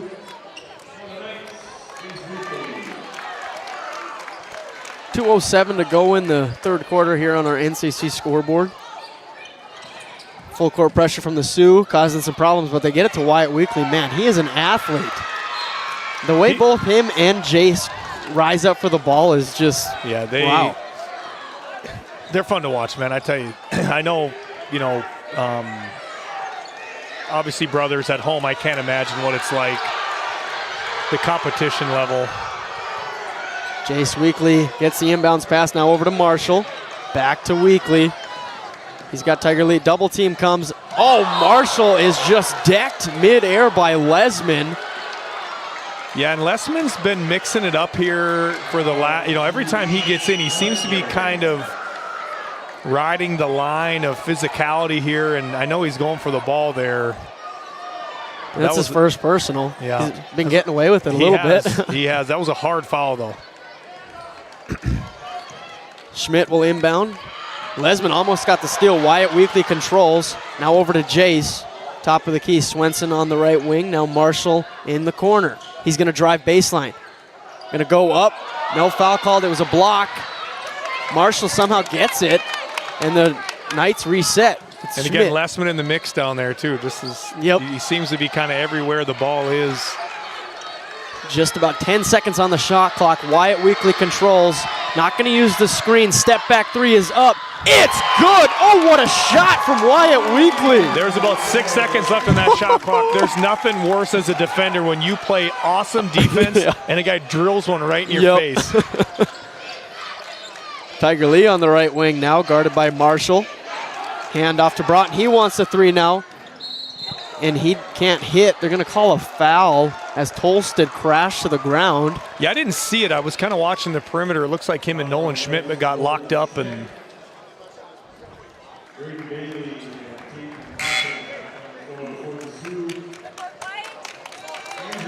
Eby will check back in for Jace Weekly. It looks like Engelhard will also check in and give Wyatt Weekly a little bit of a rest. And this is really smart by Teets. You got a minute here. They'll sit. They got the whole minute quarter break. They're going to be ready to go in that fourth quarter. That's true. Sioux get it to Arts. Now Broughton. He wants the left wing three. That's short. And Eby the rebound. No. And then Tolstead's going to pick up the foul. 90 feet from the bucket. Another line change here from Coach Lee. Trying to find something. He's looking for answers right now. Yeah, and I don't mind taking Bailey out here, especially on the defensive side, just to give him a breather. You got to be physical on this side. You got the guys that can do that. Now, if you get a whistle, you'll see him come subbing back for an offensive possession. But full court pressure. They get it to Schmidt. He's double teamed. Gets out of it into another double team. Picks up his dribble. Finds Jace Weekly. Over to Swenson. Thought about making the pass. Instead, he's just going to take some of this time.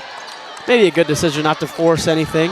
Yeah, I think you get your eyes fool you sometimes. You think that lane is open, but that diagonal defender who he's cutting off the basket, it usually cuts it off.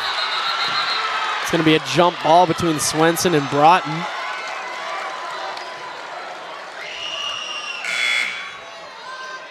As Weekly comes back in. Yeah, I like this by Teach. It's an offensive possession. If there's a whistle, I could see him subbing back out.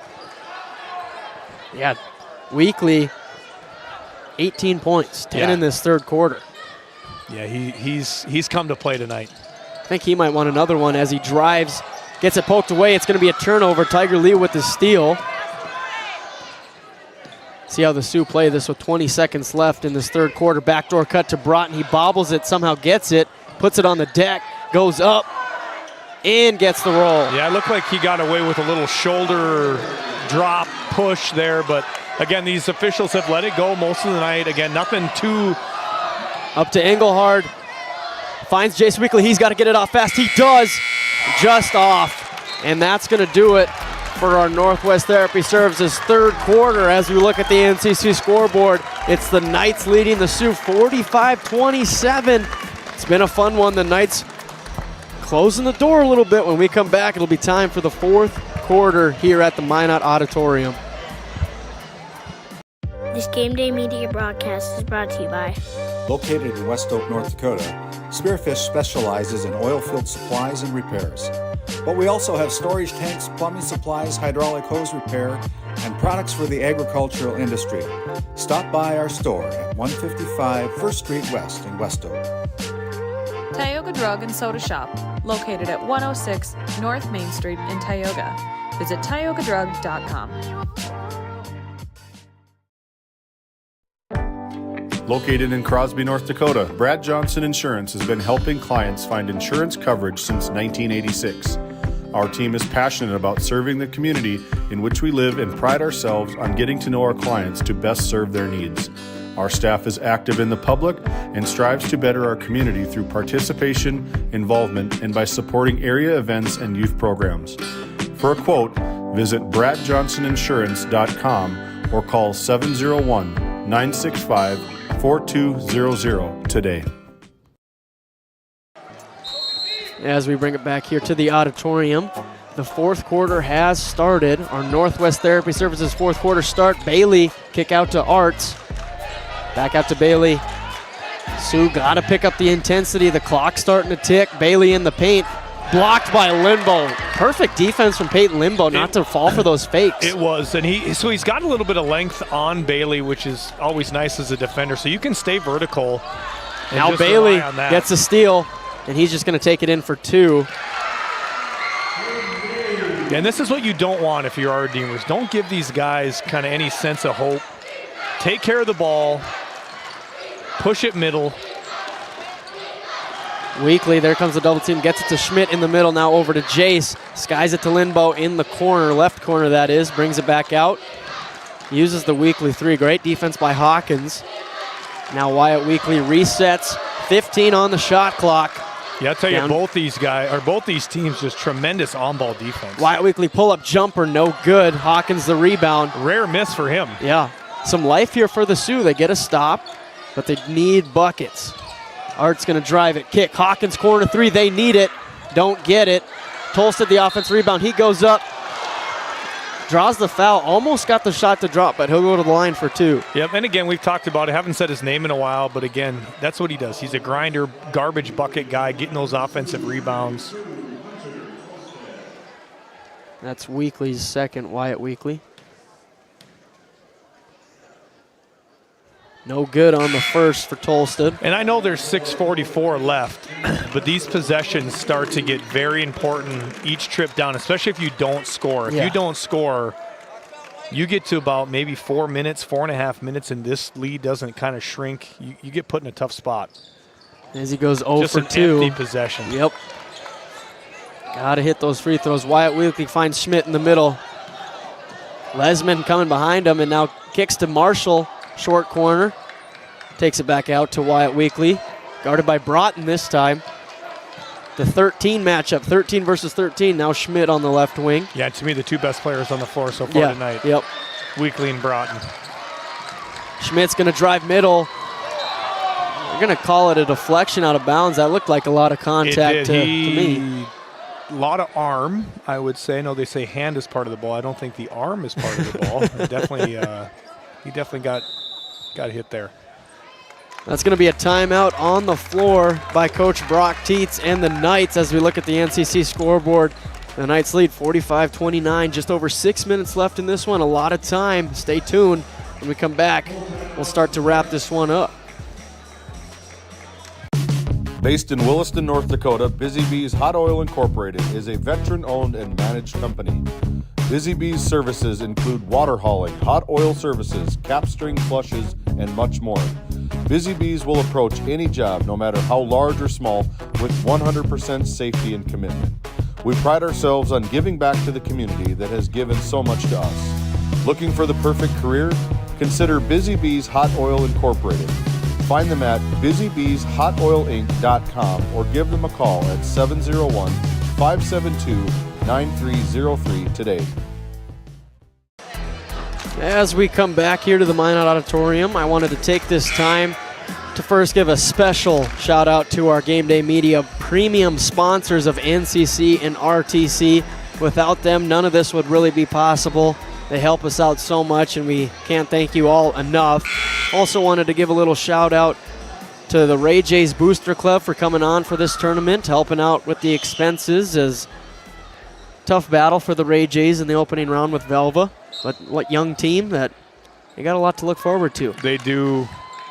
That was a tough guy. I will say, though, Velva played very well. Yeah. That was, I would think, more of a testament to how well Velva played, because they were beating a lot of teams in the state last night. Yeah, as Linbo was forced to throw up a step-back jumper. That's no good. Another stop for the Sioux, down 16, 6 minutes left. Bailey controls, and he doesn't control.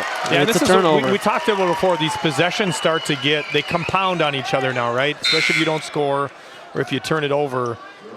You got to be efficient with each and every one. You can't turn it over. At least you got to at least get a shot up. Also wanted to give a shout out to the Powers Lake Athletic Booster Club, as the Ranchers had a tough fought battle with the Sioux last night, as it's going to be a Knights turnover. Yeah, and again, it's just West Hope. I know they haven't been able to get the ball in the basket a whole lot, but the effort has been there the entire game. And that was an effort play. They'll be brought into inbound. They've been getting stops, forcing some turnovers, but still the offense isn't very fluid. No, it's not. And I know our Redeemers does it too, but they're really kind of imposing their will tonight. Bailey, stop and pop three, no good. Marshall fights for the rebound. Gets it to Wyatt Weekly to clear out. Now up back to Marshall, into Schmidt in the middle. Strong dribbling from Schmidt, and then Hawkins will pick up the foul. Yeah, and you know, with this pack line, the way that our Redeemers plays it, we talked about it pregame, but if you're not going to shoot well from the outside, game in and game out, this is what they'll do to you. They'll kind of give some of those up the way they can sink and fill in the lane, but you better be shooting a decent percentage. Weekly guarded by Bailey. Spin move, another spin move, stop and pop. Oh my gosh, Wyatt Weekly, stop doing it to him. Yeah, man, he's feeling it tonight. Every possession, it seems like he just makes something happen, taking the right shot, making the right pass. Hawkins going to drive now, dumps it down to Tolstead. He bobbled it, kicks out to Broughton now in the left corner, guarded by Schmidt. Here comes Broughton down the lane, and he can't get that one to go. Gets his own rebound, goes up again, misses again, and then Jace Weekly gets the rebound. Yeah, 2-point blank, I would say pretty uncharacteristic for him. And again, just kind of fitting for the Sioux tonight. They just can't get anything to go. Limbo back to Jace Weekly now. Wyatt Weekly, top of the key three. No good, he was that short. That would have sent this crowd crazy, Noah. They were ready for it. Fight for the ball. Not sure what's going on down there. Don't got the best angle. Yeah, it looked like the ball got stuck on Marshall's back. Tolstead kind of has hit his arm in there. Nothing cheap or anything. They definitely both fighting for it. Lesman will check in for Bailey with 4:45 left in this fourth quarter. 18-point lead on our NCC scoreboard for our Redeemers. Yeah, and again, this Lesman Weekly matchup here, if I'm already 5-second call on the Knights. They look a little, I don't know if they didn't know what the play call was there. A couple guys weren't really moving.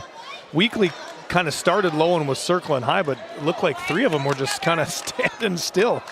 Brock Tietz looks displeased, to say the least. Yep. Leaving the door open a little bit for the Sioux here. 4.5 left. Broughton wants the left wing three. Short. Wyatt Weekly the rebound. And then that's an uncontrolled pass. I'm not sure if it was tipped, what they're going to call here. Yeah, and I do think their officials are starting to, especially on the West Hope side, I would say they're trying to apply the pressure. They're looking like they're getting a little more physical. I almost would hope the officials will start calling some of these.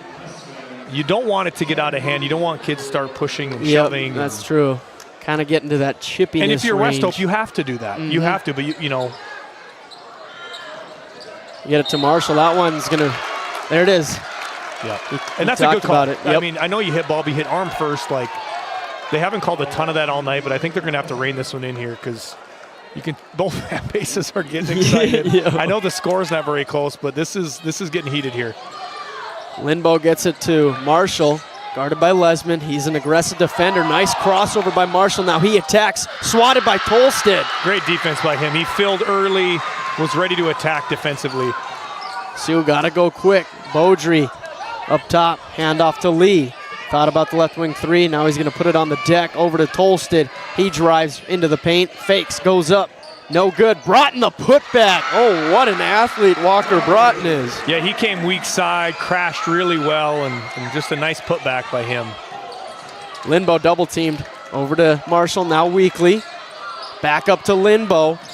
Swings it way over to Schmidt on the right wing. He's going to look to attack on Lesman, and he does, making it look easy. Yeah, that's just pure size differential there. Again, we talked about the matchups early. If some of these guys got a matchup with Lesman, they're going to take it, and he did right there. Tolstead into the paint, picked up his dribble, goes up, no good. Broughton another offensive rebound. Looks like the same play we just watched. Yeah.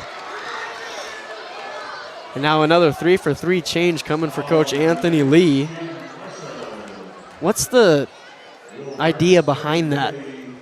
To me, this is my guess. Just you have a chance to sub offensively. Just three better offensive players.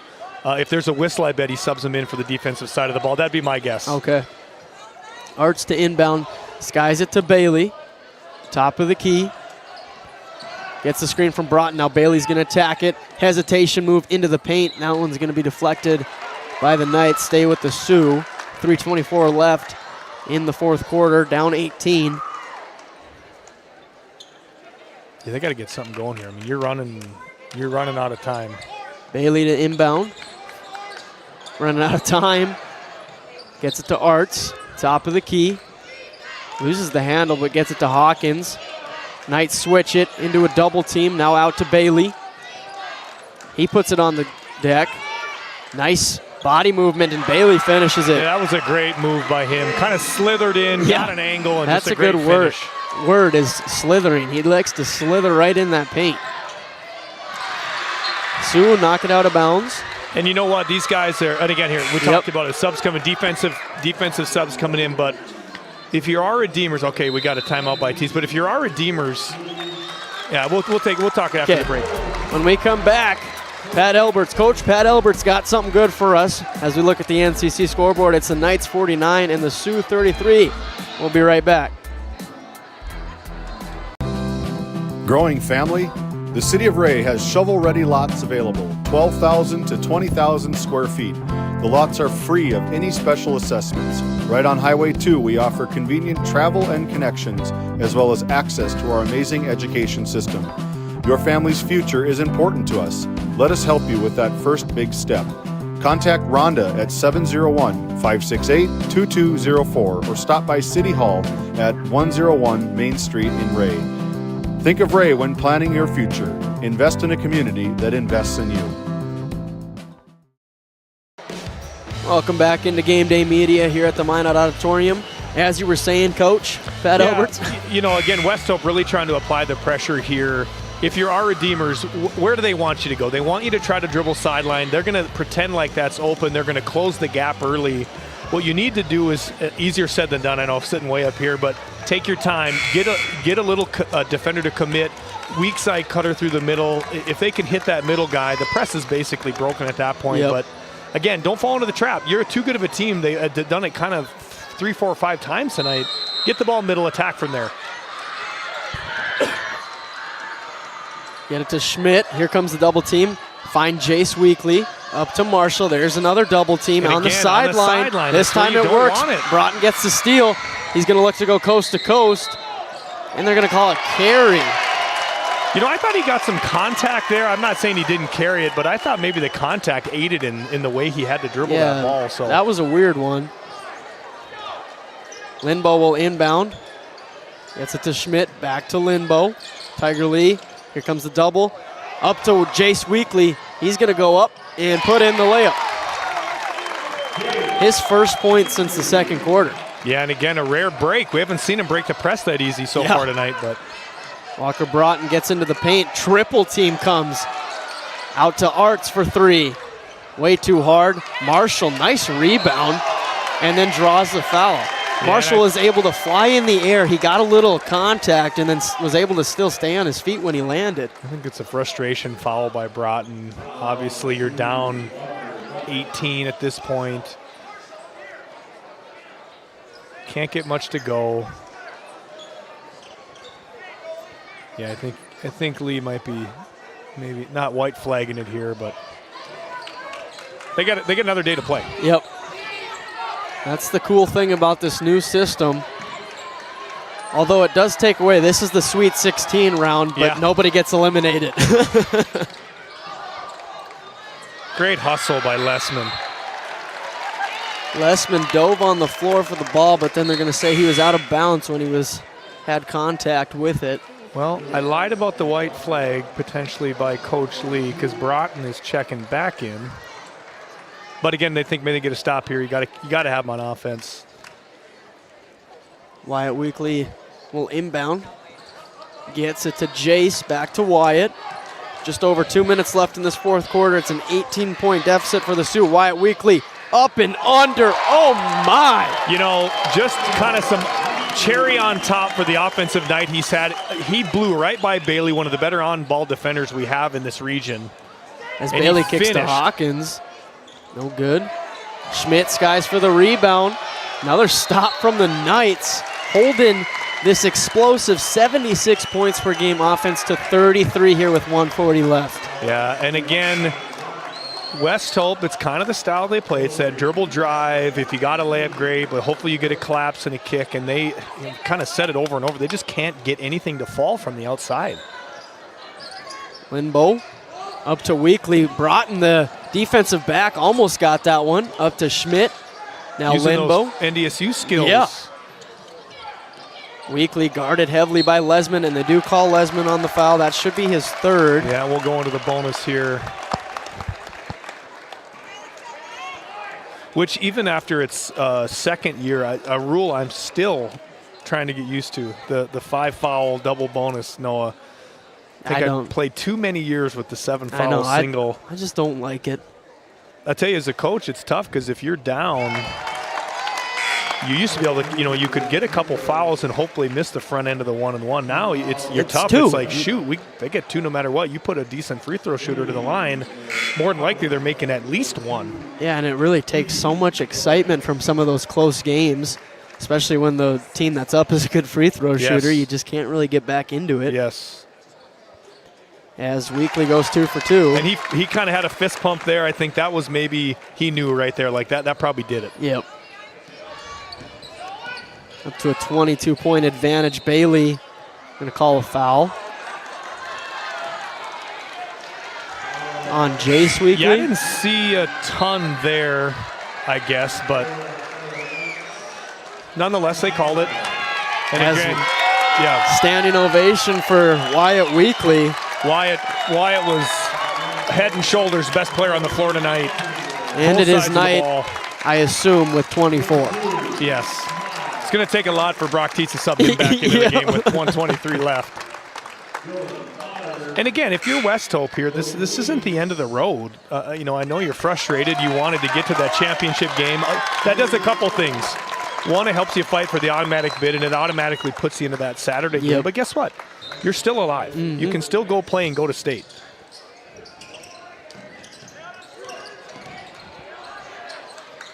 Tiger Lee, fake, drive, picks up his dribble, goes into the defender. Now he's stuck. Kicks out to Kirk. Now Potter. Back to Lee. Thought about the corner three. 10 seconds on the shot clock. Over to Weems, high post. He's going to attack. Kick to Potter for three. That's good. Dylan Potter gets his name in the book. Those starters couldn't get one to fall, so he said, I'll show you boys how to do it. Yeah, Potter also had 1 point yesterday. Bryce Fibetto, that's someone who we haven't seen much of. He played a little bit yesterday, but... No. And here's our Redeemers. I imagine they'll more than likely take a shot clock violation here if I know Brock Teets. Well, let's see. Oh, I thought Jace Weekly was going to go for it. Engelhard now. He's going to take the step back three. They proved me wrong. That's my fault. Brock's going to hear that and be like, oh, sorry, Pat. Guess you don't know me. Come on, Potter. I wanted another one. Tiger Lee, deep three. That's good. Tiger Lee from way downtown. But a little too late, and that's going to wrap this one up. As we look at the NCC scoreboard, it's the Knights winning over the Sioux 55-39 and punching their ticket to the Region 3 Championship on Thursday night. Thank you all for joining for this first semifinal, and when we come back, it'll be the Busy Peas post-game show, and we'll wrap up this first semifinal game. We'll be right back. For the healthcare services you need and expertise you can trust, it's right here at home with Tioga Medical Center. You're important to us, and so is your well-being. From primary and specialty care to surgical services, we're committed to caring for you at every stage of life. There's no place like home with trusted, familiar faces. You can trust me. You can trust us. You can trust Tioga Medical Center. Trusted healthcare here at home. This Game Day Media broadcast is brought to you in part by Border Mobile Grain Cleaning, based in Columbus, North Dakota, offers custom on-the-farm grain cleaning for spring wheat, durum, and barley. Contact Ethan Bakken at 701-310-5007 or find him on Facebook at Border Mobile Grain Cleaning. Gustafson Septic Service Incorporated, family-owned and operated since 1986. Offering septic service, portable restrooms and hand wash, sewer jet and camera services. Located in Stanley, North Dakota, call for a free quote at 701-628-2960.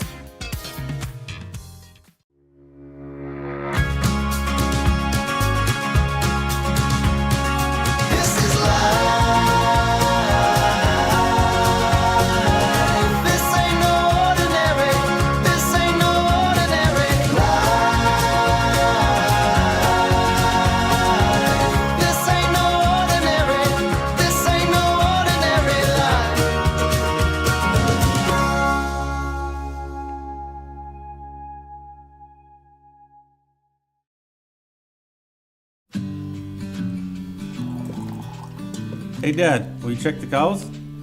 Use this instead, Grandpa.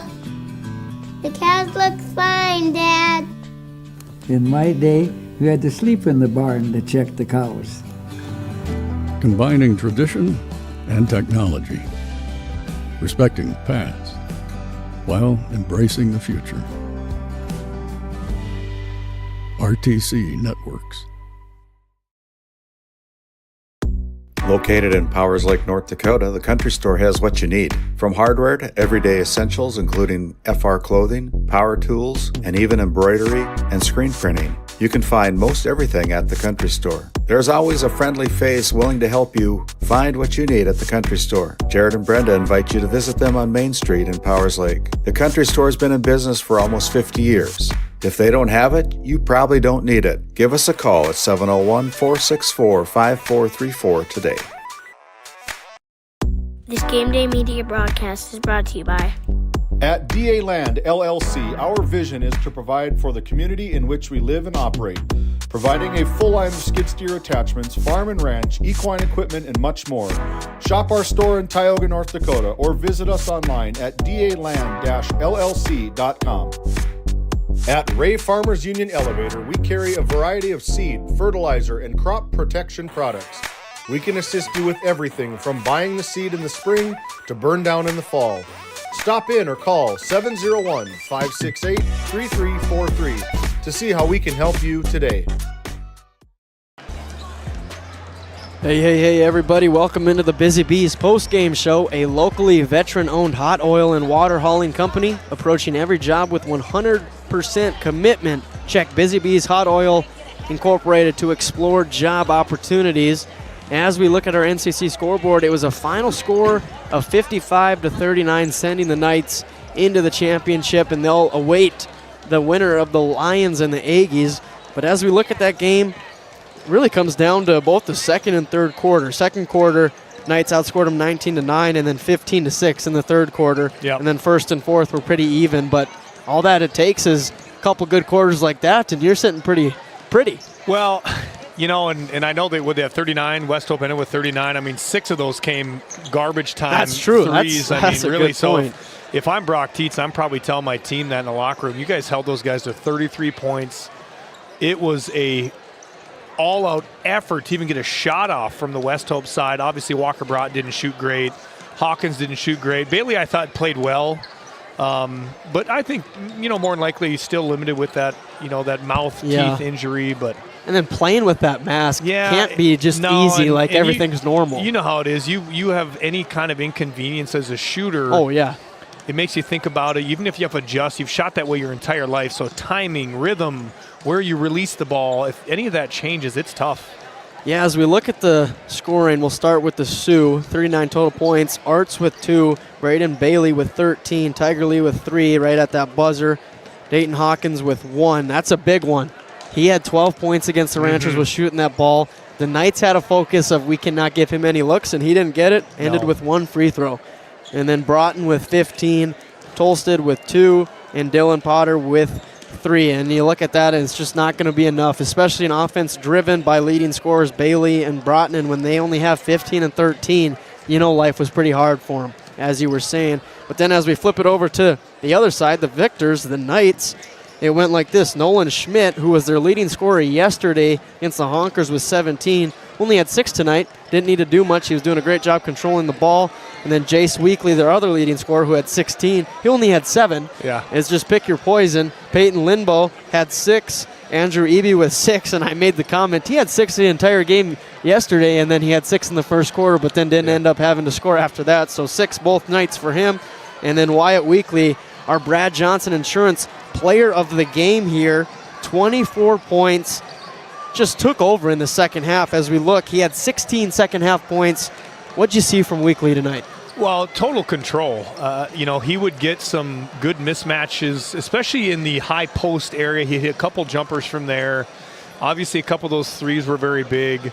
Yeah, he just looked very in control, I guess. The entire game, everything looked, you know, in rhythm. Nothing was rushed. But again, it kind of comes down to how they are as a team. You talked about their 2 leading scorers last night. Again, not that they didn't have to do anything. Obviously, they didn't score as much. But at the end of the day, they don't have to do everything. There's not one guy that needs to go get 30 for us to win. They are as balanced a team as I've seen the entire season.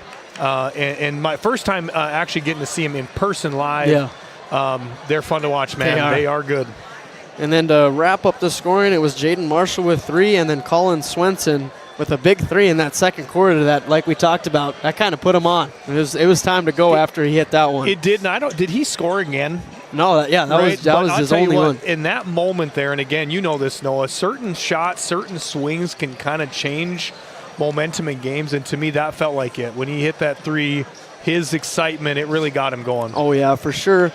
But that's going to do it for our first semifinal. Thank you for joining us for the Busy Bees postgame show. Again, a final score of 55-39. The Knights will play in the championship around 7:30 Thursday night. We're going to take a little break, and when we come back, it'll be the Border Plains Equipment pregame show setting up the Lions versus the Aggies.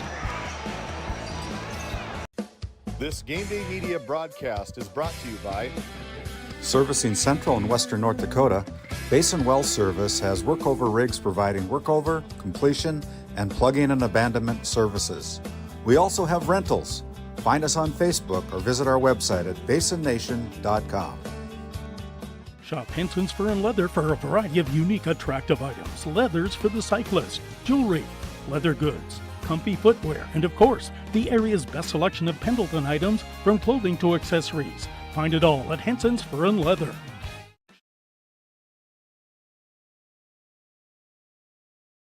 This Game Day Media broadcast is brought to you by Located in West Oak, North Dakota, Spearfish specializes in oil field supplies and repairs.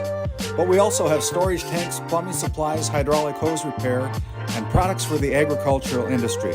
Stop by our store at 155 First Street West in West Oak. Tioga Drug and Soda Shop, located at 106 North Main Street in Tioga. Visit tiogadrug.com.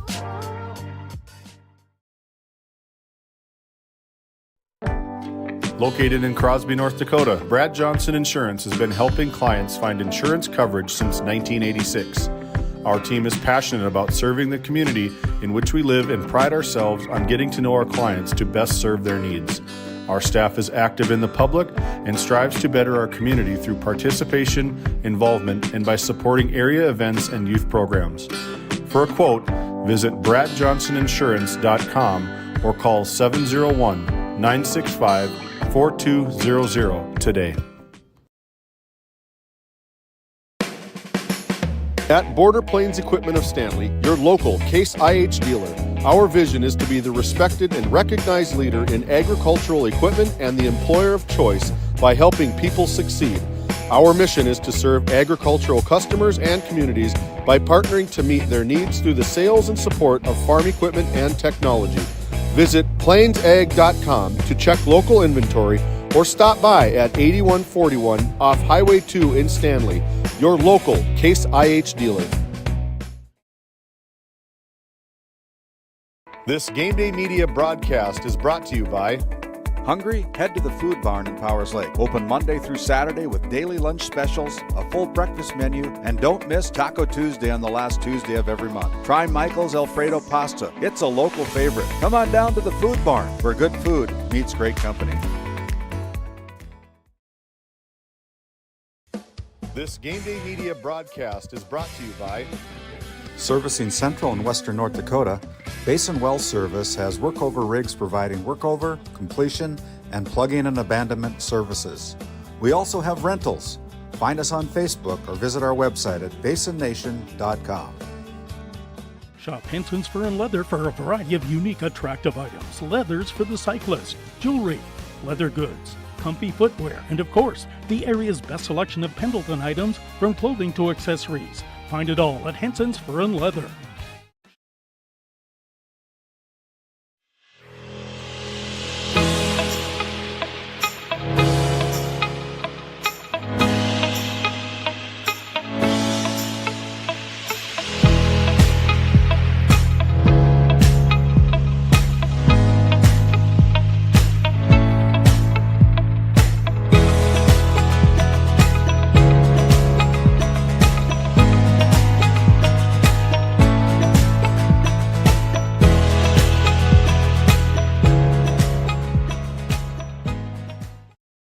A game without a crowd is just a scrimmage. A performance without an audience is just a rehearsal. Without your presence, high school sports and the performing arts aren't possible. Ensure that these essential extracurricular activities continue to enrich the lives of students in North Dakota. Purchase a ticket to your local high school's game or performance.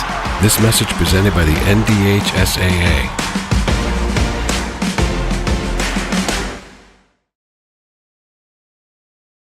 While being the largest leaseholder in the Bakken, Continental Resources believes that we are among the most efficient and cost-effective producers of oil and natural gas on the planet. One of the most effective ways of putting action behind our values is by giving to those communities in which we operate. American Energy is a huge contributor of tax revenue to local, state, and federal governments, an economic catalyst, and a job creator. If you want to work in an environment that encourages teamwork and putting your ideas into action, visit CLR.com to start your new career today.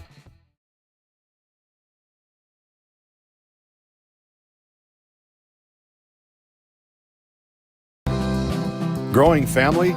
The City of Ray has shovel-ready lots available, 12,000 to 20,000 square feet.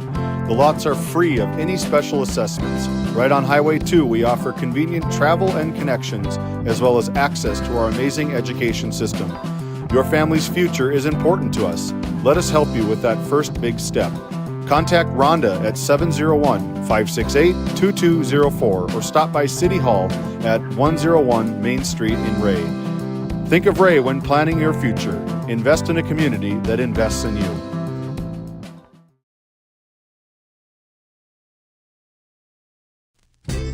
Founded in 2019, Northwest Therapy Services, located in Ray and Williston, North Dakota, provides speech therapy in our clinics as well as partnering with local schools and nursing facilities to provide on-site therapeutic services. Our therapists offer language therapy as well as therapy for social, cognitive, communication, swallowing, feeding, and voice disorders. We are dedicated to providing the highest level of quality services. To schedule an appointment, visit nwtherapyservices.com or call 701-568-8255. This Game Day Media broadcast is brought to you in part by Nessa Consulting, located in Tioga, North Dakota. Visit nessaconsulting.com. Stevens Grain Cleaning and Seed Sales, offering Mustang, Legend, and Robsico brand soybean and corn seed, along with grain cleaning services for small grains since 1994. Contact Clark at 701-833-3472 for your 2025 seed needs. Located in Powers Lake, North Dakota, the Country Store has what you need. From hardware to everyday essentials, including FR clothing, power tools, and even embroidery and screen printing. You can find most everything at the Country Store. There's always a friendly face willing to help you find what you need at the Country Store. Jared and Brenda invite you to visit them on Main Street in Powers Lake. The Country Store has been in business for almost 50 years. If they don't have it, you probably don't need it. Give us a call at 701-464-5434 today.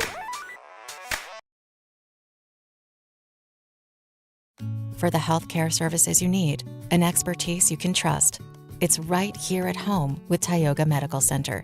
You're important to us, and so is your well-being. From primary and specialty care to surgical services, we're committed to caring for you at every stage of life. There's no place like home with trusted, familiar faces. You can trust me. You can trust us. You can trust Tioga Medical Center. Trusted healthcare here at home. This Game Day Media broadcast is brought to you in part by Border Mobile Grain Cleaning, based in Columbus, North Dakota, offers custom on-the-farm grain cleaning for spring wheat, durum, and barley. Contact Ethan Bakken at 701-310-5007 or find him on Facebook at Border Mobile Grain Cleaning. Gustafson Septic Service Incorporated, family owned and operated since 1986. Offering septic service, portable restrooms and hand wash, sewer jet and camera services. Located in Stanley, North Dakota, call for a free quote at 701-628-2960.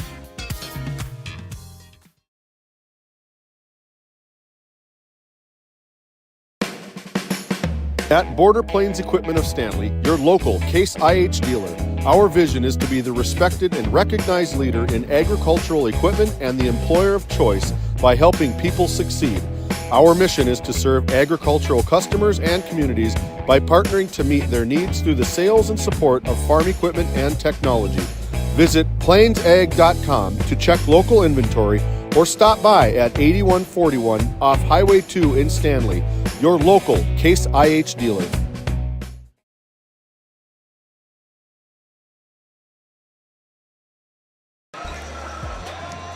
Welcome in to another version of the Border Plains Equipment pregame show.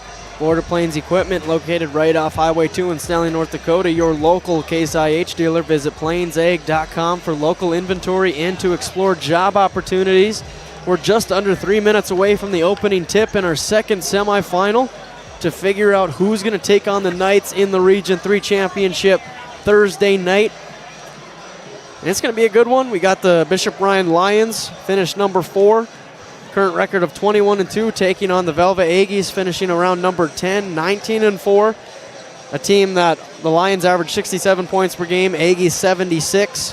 Both can score the basket both had a game yesterday. I was going to say similar, but they weren't really similar. Bishop Ryan Lions were able to take care of the Comets pretty easily, even to the point where the Lions scored 0 points in the fourth quarter and still came out with the win.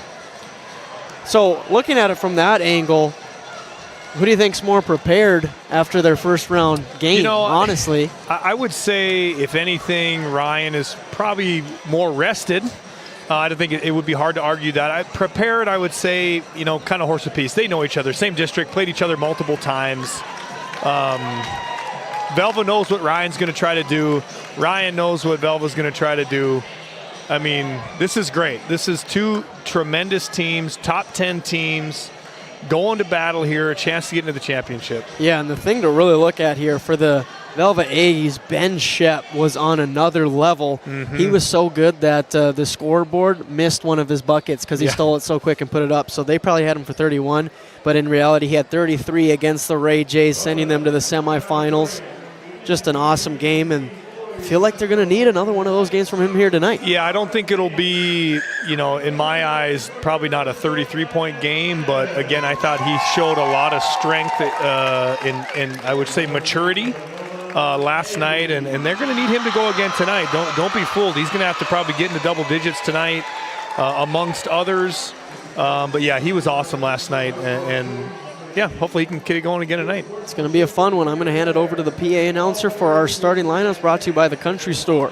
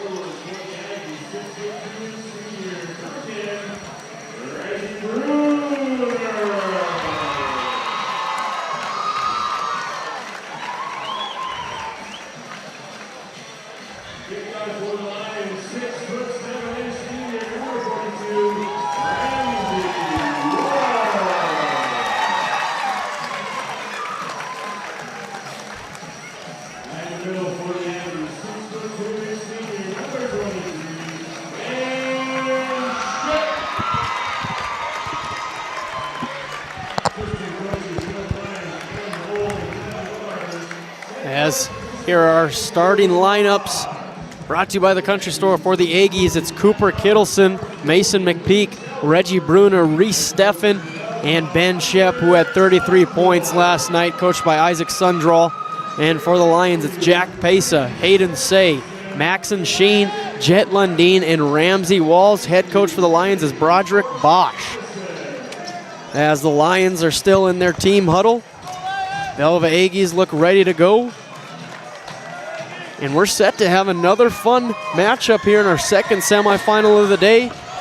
Our Redeemers Knights look to figure out who they're playing Thursday night. What a great feeling, too. worked your butts off, got a double-digit win. You get to come here and just relax. Yep, true. And we're off. Hayden Say controls as Ramsey Walls wins the opening tip. He's guarded by Steffen. And I'd look to see them get him going early. Yeah, the good diagonal cut there, good screen, leaves Lundin wide open with the double. 4-3. And that's tough. That's why Ryan's so good. They had to send the double there on Ramsey because otherwise he'd had single coverage in the block. It leaves Lundin wide open at the point.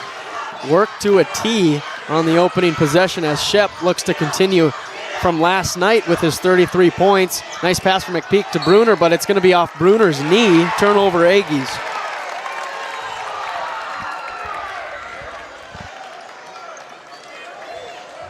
Bosch getting them into a set early again. It looks like another set play. Dribble handoff to Sheen, now to Pesa. Over to Walls. Now Lundin again gets the pick from Walls. Lundin's going to attack it up for almost two, but it's no good, and it'll be Aggies' ball. It's another nice set. Really good look. And again, it puts the defense in a compromising position. You can play drop coverage, which they did there on Walls, but what does it do for Lundin? Wide open look, or you can step out, but then you got Walls. Huge mismatch. Yep. Look for Coach Bosch to keep abusing that. Shep pull-up jumper. Oh, it's good. Right where he left off, man. Yep. He's looked the part so far the last two nights. I know it's early here, but Lundin down to Walls. Reverse layup is good. Nice finish by Walls. Again, that's going to be a tough time. If he's going to play behind him, he's going to be in for a long night. I know he's big, strong, fast. You can't teach height, and Ramsey Wells has a lot of that. Shep looking to attack, guarded by Walls. Kicks out to Kittleson. Thought about the three. Now he's going to drive. Put up the jumper. Blocked by Pesa. Nice defense. Steffen got it. Then passed down to Shep. Couldn't finish the layup. Walls with the rebound. Good possession, though, by Velva. Two really good looks. Now Lundin looks to attack. Finds Pesa in the corner. Now Sheen. Wide open right wing three is up. Bucket. Maxim Sheen from downtown. I'll tell you this, as a coach, he passed up a good shot to get a great shot. For a great That's shot. Perfect one more look. Shep running point guard here. Quick start for the Lions. 8-2 on our NCC scoreboard. Down to McPeak. Spin move. Bounce pass is stolen away by Pesa. They got 2-on-1 up to Lundin. Coast to coast. No good, but he'll go to the line for two. Kind of saves the Aggies anyway from that putback finish. Yeah, and McPeak down here had a good, I think he felt him on his inside hip, was going to try to spin it baseline and maybe have that hook. Help came early. Just out of control with the ball. You got to be smarter than that. Lundin's first one is up and good. 4 points early in this one for Lundin. Only had 10 against the Comets. Only played about 2.5 quarters. Yeah, and the tank that is Bodine checks into the game here. Yep. 1 for 2 trip for Lundin as he missed the second. Now Bruner. Over to McPeak. Now Shep on the right wing. Going to use a screen from Bruner. Pull up 3-point from Shep. No good. Bodine, the tank with the rebound. Gets swatted by the smaller Pesa. Steffen ends up with it. Out to Bruner. He wants the deep three. Too short. Lundin the rebound. Yeah, I like the aggressiveness, though, by Velva. They're looking to attack here. They're going to have to do that against this Ryan team. Hayden barely saves that one out of bounds by going behind the back. Now he's got Steffen on him in the backcourt. Lundin on the right wing, down to Walls. He's going to attack it, put it up and in. Almost like a little mini Spain action there, minus the kind of the point ball screen, but it was a cut through by Say and then a little back pick into Shep. Bruner goes up and draws the foul. He'll go to the line for two.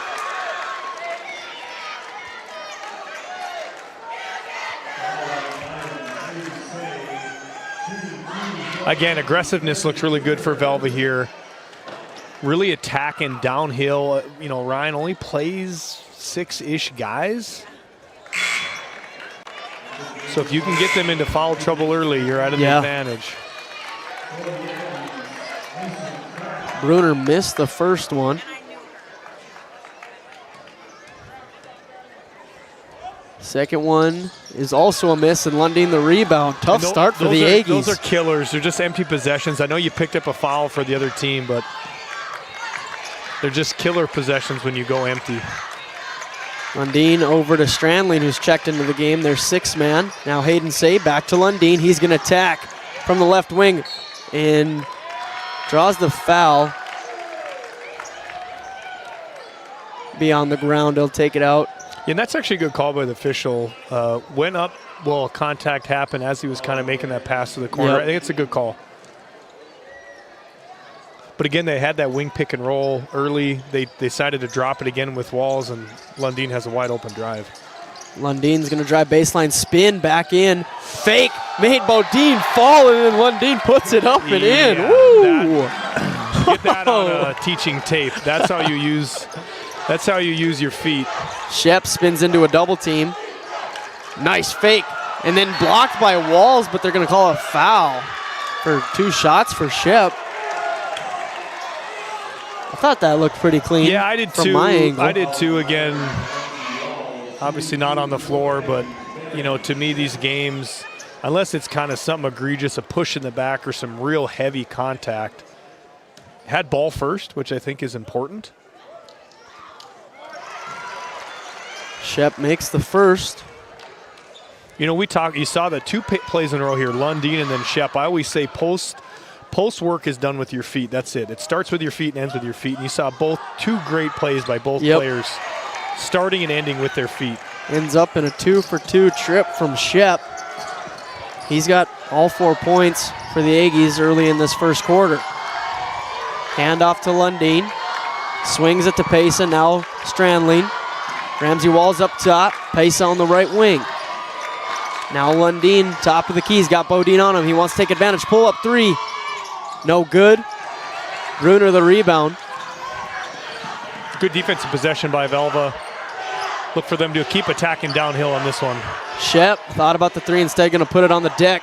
Hook shot blocked by Walls. That's a tough shot to try to get over Walls. It is. I think you got to try to get a jump stop body and then potentially go into him first. Strandling from the corner, book it. Isaac Strandling.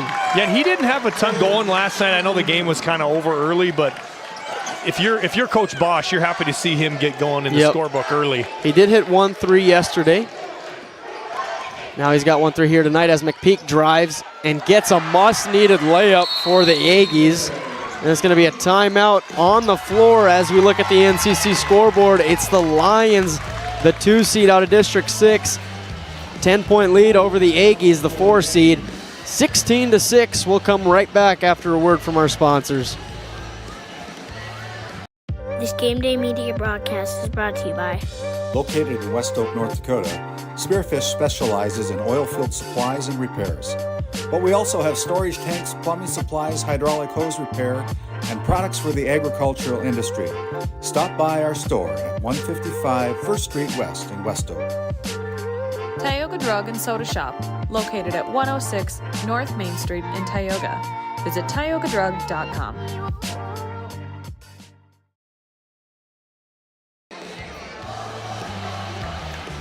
Welcome back into Game Day Media here live on YouTube. Just want to give you all a reminder to like and subscribe. We finally hit that 3,000 subscriber mark. Next goal's 4,000. Got to keep that number up ticking. Touch that little bell. It'll give you notifications for all of our streams. And you'll never miss any Game Day Media production, as there's the graphic for you guys, if you're visual learners, as we come back here. Lions ball out of the timeout. Look, switching up into a 2-3 zone. Obviously that man wasn't going great. They switched to a zone, but they leave Lundin. Got lucky there. That was very fortunate. Not sure how you leave him that open. Strandling wants another 3. That one's way off. Shep the rebound.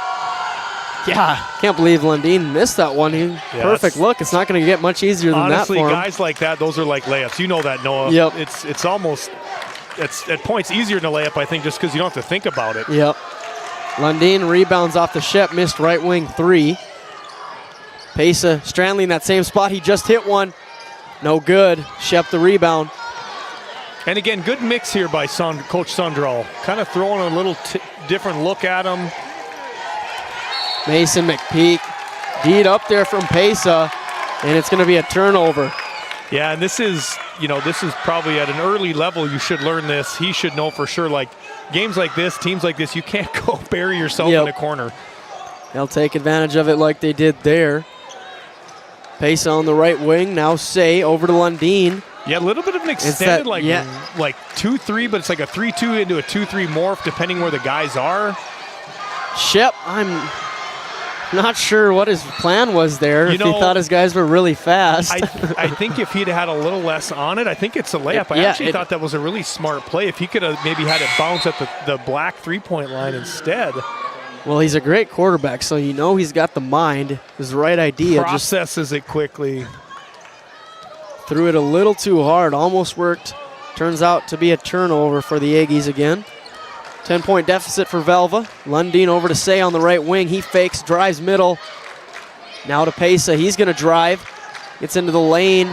And then Shep steals it, and he got up. There, he did want to throw it. If he could have got that bounced out a little earlier. Yeah, he was just on that knee and then decided to stand up. That's illegal. Say will take it out.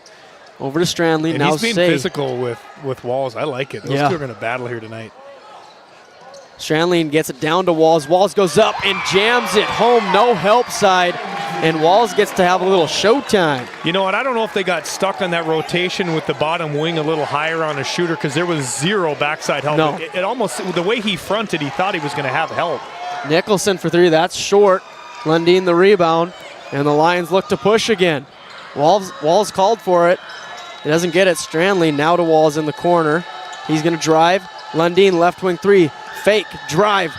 Floater. Good. Yeah, and they're getting about anything they want right now. That is Bishop Ryan. It's really been Lundin and Walls on the offense, and then Sheen's knocked down a three, and Strandley just working to perfection right now in this first quarter. I think the length is getting to them a little bit here. They're about as athletic, and I think the length is just really showing up for Bishop Ryan. Bruner, that one's tipped. Steffen will control it in the backcourt, around half court. Now up to Shep. 10 seconds left on the shot clock.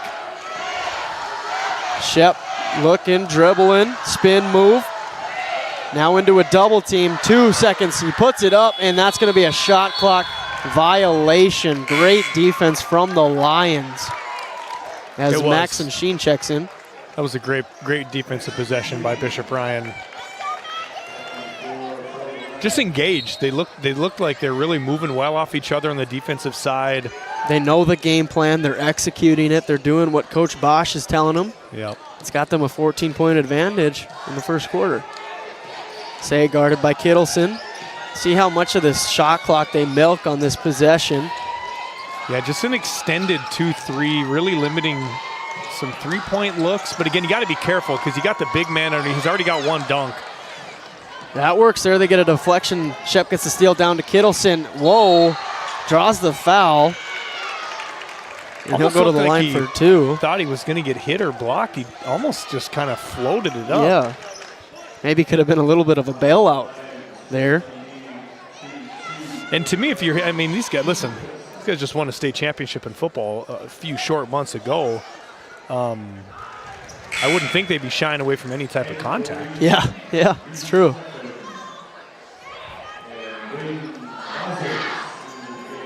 Braden Bossert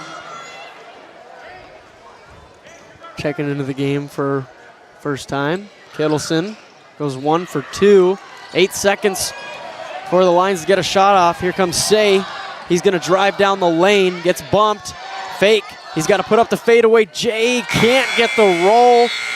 And that's going to do it for our first quarter in our second semifinal game. As we look at the NCC scoreboard, it's the Lions of Bishop Ryan leading 20-7 over the Velva Aggies.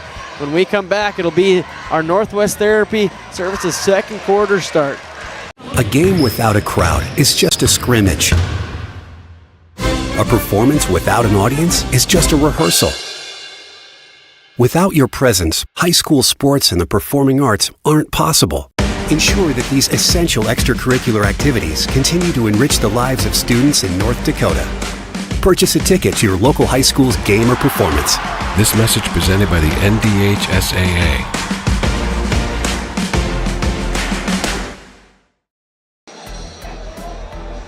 Welcome back into Game Day Media here at the Minot Auditorium. Just wanted to give some special shout outs here. First to the Ray J's Athletic Booster Club. Thank you for coming on with Game Day Media for this Region 3 tournament. along with the Powers Lake Athletic Booster Club. Both of those groups do a great job promoting their athletes, promoting their programs.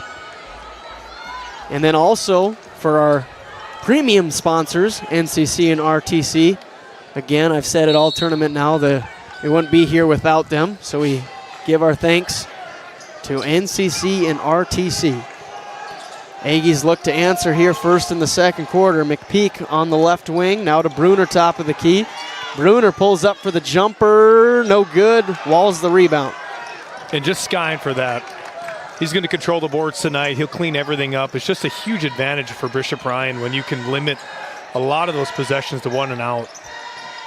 Sheen is left wide open, and he makes them pay. And again, it's the second time this Velvet defense has left a shooter literally wide open. Not sure if the miscommunication on either end, but it's that zone not working too great for him right now as Steffen gets it to Shep for the little mid-range jumper, and he gets the friendly roll. 6 points for Shep. 23-9 on our NCC scoreboard. Pesa to Say, now to Lundeen, left wing. Bad pass from Lundeen, Careless. Stolen away.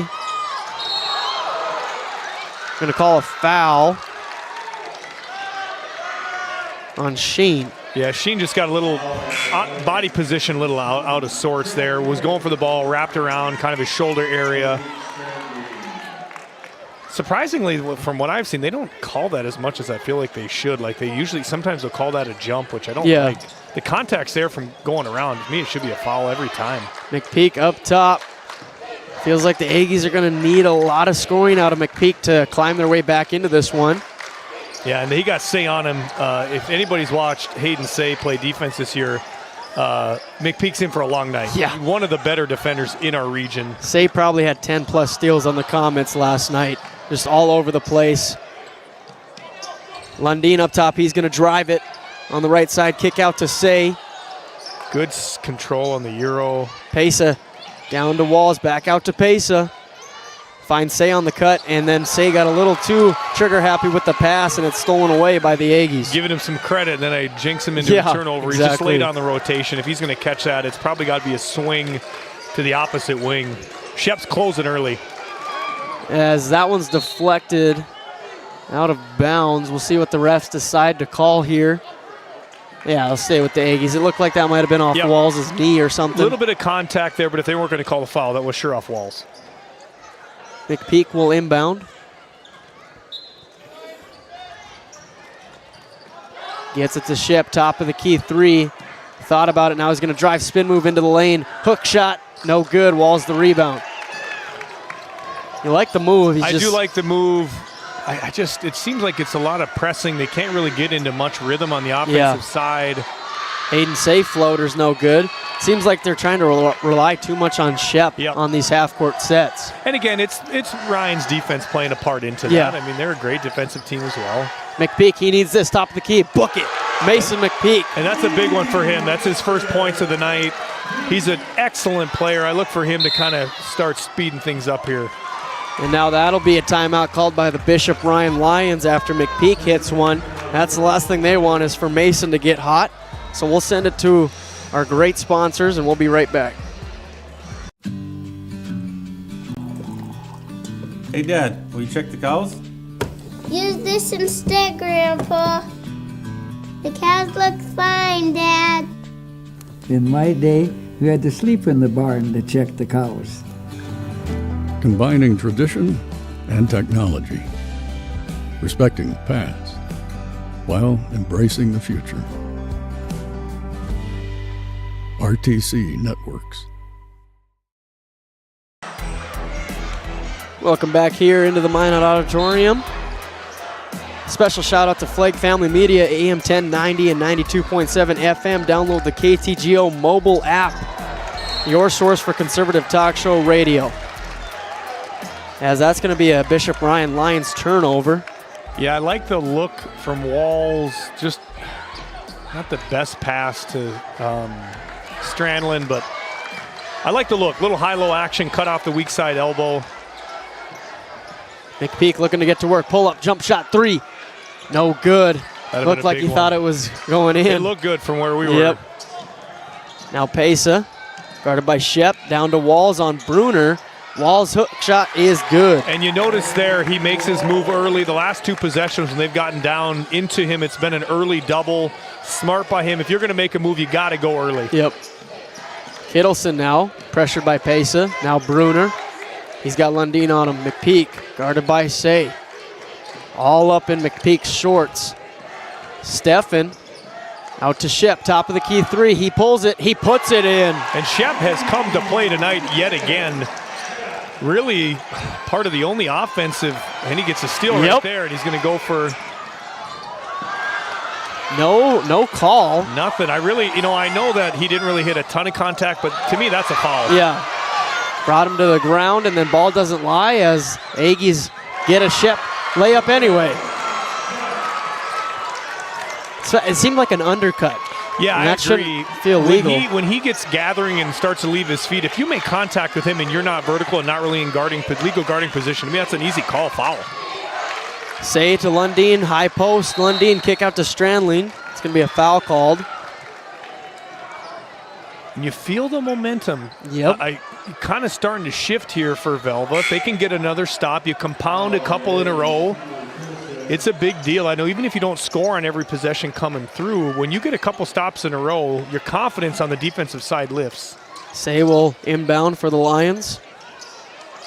Skies it to Sheen, knocked down by McPeak, but then it goes out of bounds. Great effort by McPeak to jump up there and tip it. And I've said this last game, this game now, you're seeing four teams. These guys give 100% effort every possession. It is awesome to watch. Sheen thought about the three. Instead, they reset it with Say. Now Pace on the right wing. Back to Say, top of the key. Swings it to Sheen. Back to Say. Doesn't want to shoot that three. Pace a corner. Way too hard. It's going to be a push foul on Walls. And if you're Ramsey, it's tough because you get a block out there by Shep. But in my head, for him, he's always thinking, I can get every rebound. Sometimes you just got to let him have it. If they've got position, you just got to let it go. 8-point deficit for the Aggies. They have the possession here. Kittleson on the left wing. Just over 3 minutes left to go in this first half, and they turn it over. Say gets the steal. Having a tough half so far. A few turnovers. Doesn't look super confident on offense. Say over to Sheen. Looked like he wanted to shoot it. It was a great closeout by Shep there because Sheen was definitely going to take that, but Shep had a quick first step to get out there. Well, and Bruner's sliding over, but again, that's what, a 6-inch height difference more than likely, about 6'2" to 6'7", maybe 5-6 inches. Say drives middle, kick out to Lundin. He's going to take the deep three and knocks it down. Jet Lundin, and that backbreaker. Was, I would say almost zero hesitation. That was deep. That was beyond the college line. McPeak drives left, goes all the way, puts up the floater, no good. Sheen the rebound, and McPeak the foul. Yeah, I would have liked to see him gather there. He had a good angle, right? Gather off 2 feet and finish. That's a big thing a lot of kids forget, is just finishing off of 2 feet. That's when you can be most confident in your body control, and a lot of these kids go off one, and it's so easy to lose balance. Yep. And he's a strong kid. He's a great athlete, too. I think that helps even more. Yeah. 2:30 left in the first half. Say over to Lundin on the right wing. Yeah, again, just this extended, morph 2-3, 3-2 look. That was an accurate pass, but I don't even think Pesa thought it was going to get to him. I think they were trying to run a little rub play there. I think if Sheen was supposed to maybe get a little back pick for Pesa, and the way he looked at Sheen, it looked like he missed his screen there. Now Shep slowing it down. 2:14 left in the second quarter. Aggies down 11. McPeak on the right wing. Now to Steffen. To Shep in the corner. Looked at Bruner. Nothing's there. Now he's going to drive it himself. Put up the floater. No good. Lundin the rebound. Yeah, great defense by Lundin, though, as he was kind of fronting Bruner and still able to get the rebound. Sheen on the right wing. Over to Lundin, top of the key. Double up top. Now Say on the left. Shep is all over the place. Yeah. Lundin kicks to Walls. Corner three is up. Book it. Ramsey Walls joins the three-point party. You know, and I've watched him the last 2 years have no hesitation with that shot. And there was another instance of it, and I'll tell you this, if he's stepping out and hitting that, it's going to be tough to stop on the defensive side. As Kadelson drove to the hoop and drew the foul, he'll be at the line for 2. Knocks down the first. But again, I like the aggressiveness, Velva. I know they haven't got a couple empty possessions as far as points. They're still looking to attack, pushing the tempo. 2 for 2 trip for Kittleson. He's 3 of 4 at the line. I feel like if you're the Aggies here, a minute 30 left in this half, if you can try to get it down to single digits, 7 maybe, something around there, if that's your focus here for the last minute and a half. Say guarded by Steffen, handoff to Lundeen. Uses the screen from Walls. Now Lundeen spin move, stolen away by Steffen. Shep got his hand on it. Steffen looking to go all the way. And that's off Steffen's foot. That's just a killer. And that is just pure hustle from Lundeen. Yeah. He came from three-quarter court, chased him down, able to kind of get his hand in and deflect it off his foot or his knee. Again, just effort. We talked about it earlier. All 4 teams here, it's just been awesome. These kids are working their tails off. Say guarded by Steffen. Say over to Pesa, right wing, finds the cutting Lundeen. Now Lundeen, nice move, slithers in the lane, and one Jet Lundeen. Oh, yeah, he's having a heck of a half. You know, and I know last night, I know he had double digits. I think he had double digits scoring, right? Yeah. But barely 10. 10, right. But tonight he looks so much more in control of the game on the offensive side of the ball. And I think he's just meeting the moment. Played the Comets, you handled them, and now this is the semifinals. He's come to play. Well, and it's tough. You get in a game like that, you get up big early. You know how it is, your rhythm. It's just, your rhythm kind of gets off a little bit. Nothing's the same. Yep. Where now he looks, I mean, he's in full control. He reminds me of Weekly last game, like just totally in control. Bruner for 3, no good. Steffen, offensive rebound. Now McPeak's going to attack. Lefty lay is no good. I think the idea of Walls being there just threw that off a little bit. Absolutely did. He felt Walls coming across the lane and left it short. Now 24 seconds left in the first half. 15-point lead for the Lions. Can make it 17, maybe 18. Dribble handoff to Lundeen. It looks like they're going to make sure they have the final shot of this first half.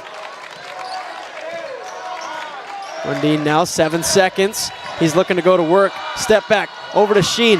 And that one's tipped out. It was going to be a Walls corner 3. Yeah, and again, you see it even with this good of a team. Like, that's got to be a bounce pass there. You got guys closing out. Usually they're in passing lanes. Usually you see it more on a press, but that tempo there, it's got to be a bounce pass because Walls got a wide open 3 if it is. 3.2 to shoot. Say finds Pesa. Fake. Pull up Jay. No good. Bruner didn't get it off in time, and that's going to do it for our first half of our second semifinal game here. As we look at the NCC scoreboard, it's the Lions 34, the Aggies 19. When we come back, it'll be time for the Williston State College halftime show. We'll be right back after a few messages from our great sponsors. At Border Plains Equipment of Stanley, your local Case IH dealer, our vision is to be the respected and recognized leader in agricultural equipment and the employer of choice by helping people succeed. Our mission is to serve agricultural customers and communities by partnering to meet their needs through the sales and support of farm equipment and technology. Visit plainsag.com to check local inventory or stop by at 8141 off Highway 2 in Stanley, your local Case IH dealer. This Game Day media broadcast is brought to you in part by... Since 1964, Basin Service Company in West Hope has been providing roustabout, excavation, dirt work, crude oil, and hot oil trucks. Located 4 miles south on Highway 83, Basin Service Company is ready to help you with all your oil field needs. Visit their website at basonnation.com. Lindsay Grocery is a locally owned and operated business in Crosby, North Dakota. We are committed to serving our community and region. With fresh baked goods, produce, and our in-house smoked meats, we've got you covered. Come experience the convenience and warmth of shopping local again. Located in Crosby, North Dakota, Brad Johnson Insurance has been helping clients find insurance coverage since 1986. Our team is passionate about serving the community in which we live and pride ourselves on getting to know our clients to best serve their needs. Our staff is active in the public and strives to better our community through participation, involvement, and by supporting area events and youth programs. For a quote, visit bradjohnsoninsurance.com or call 701-965-4200 today.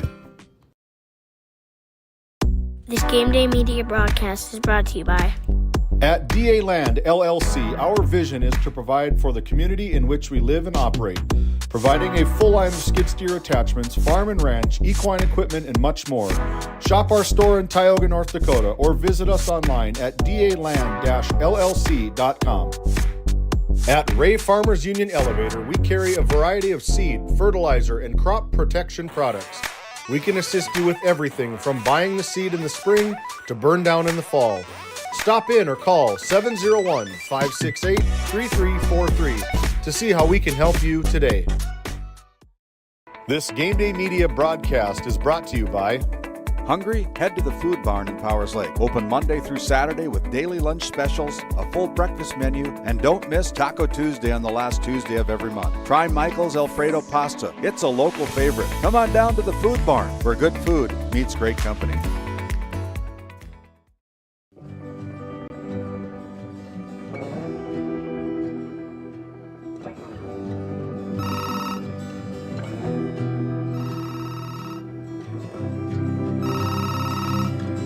Hey, buddy.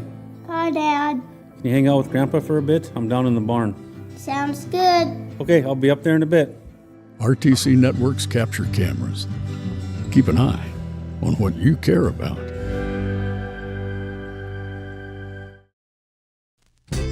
Founded in 2019, Northwest Therapy Services, located in Ray and Williston, North Dakota, provides speech therapy in our clinics as well as partnering with local schools and nursing facilities to provide on-site therapeutic services.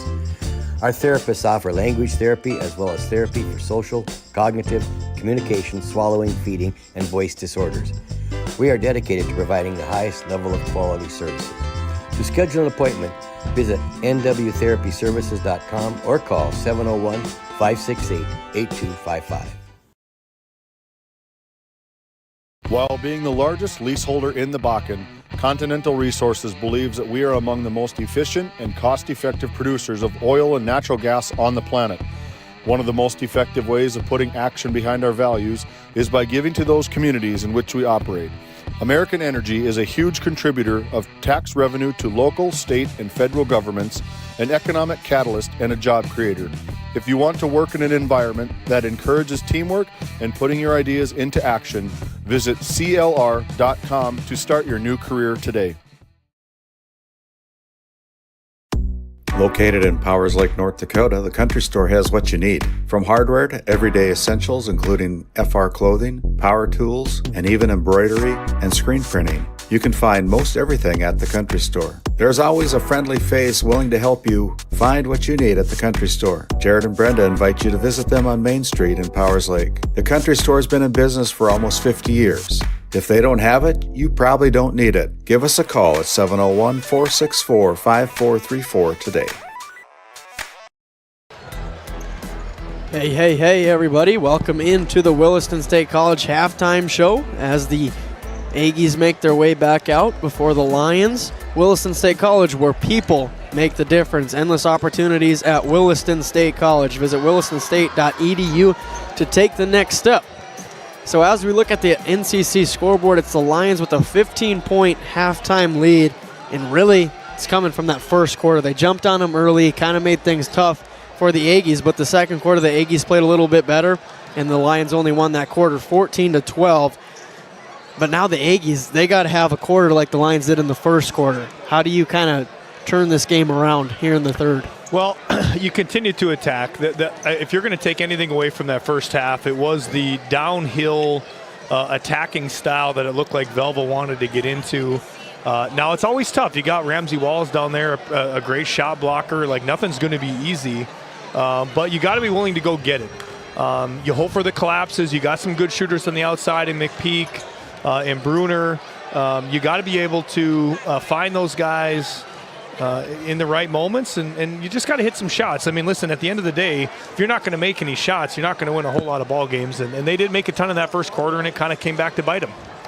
And yeah, as we look at the Aggies scoring-wise, it goes like this. Cooper Kittleson, 3, Mason McPeak, 5, and then Ben Shep, 11. Only 3 scores in that first half. That's definitely one of the problems, especially against a defense like this. Other guys are going to have to step up. Like, I'm looking at Reggie Bruner.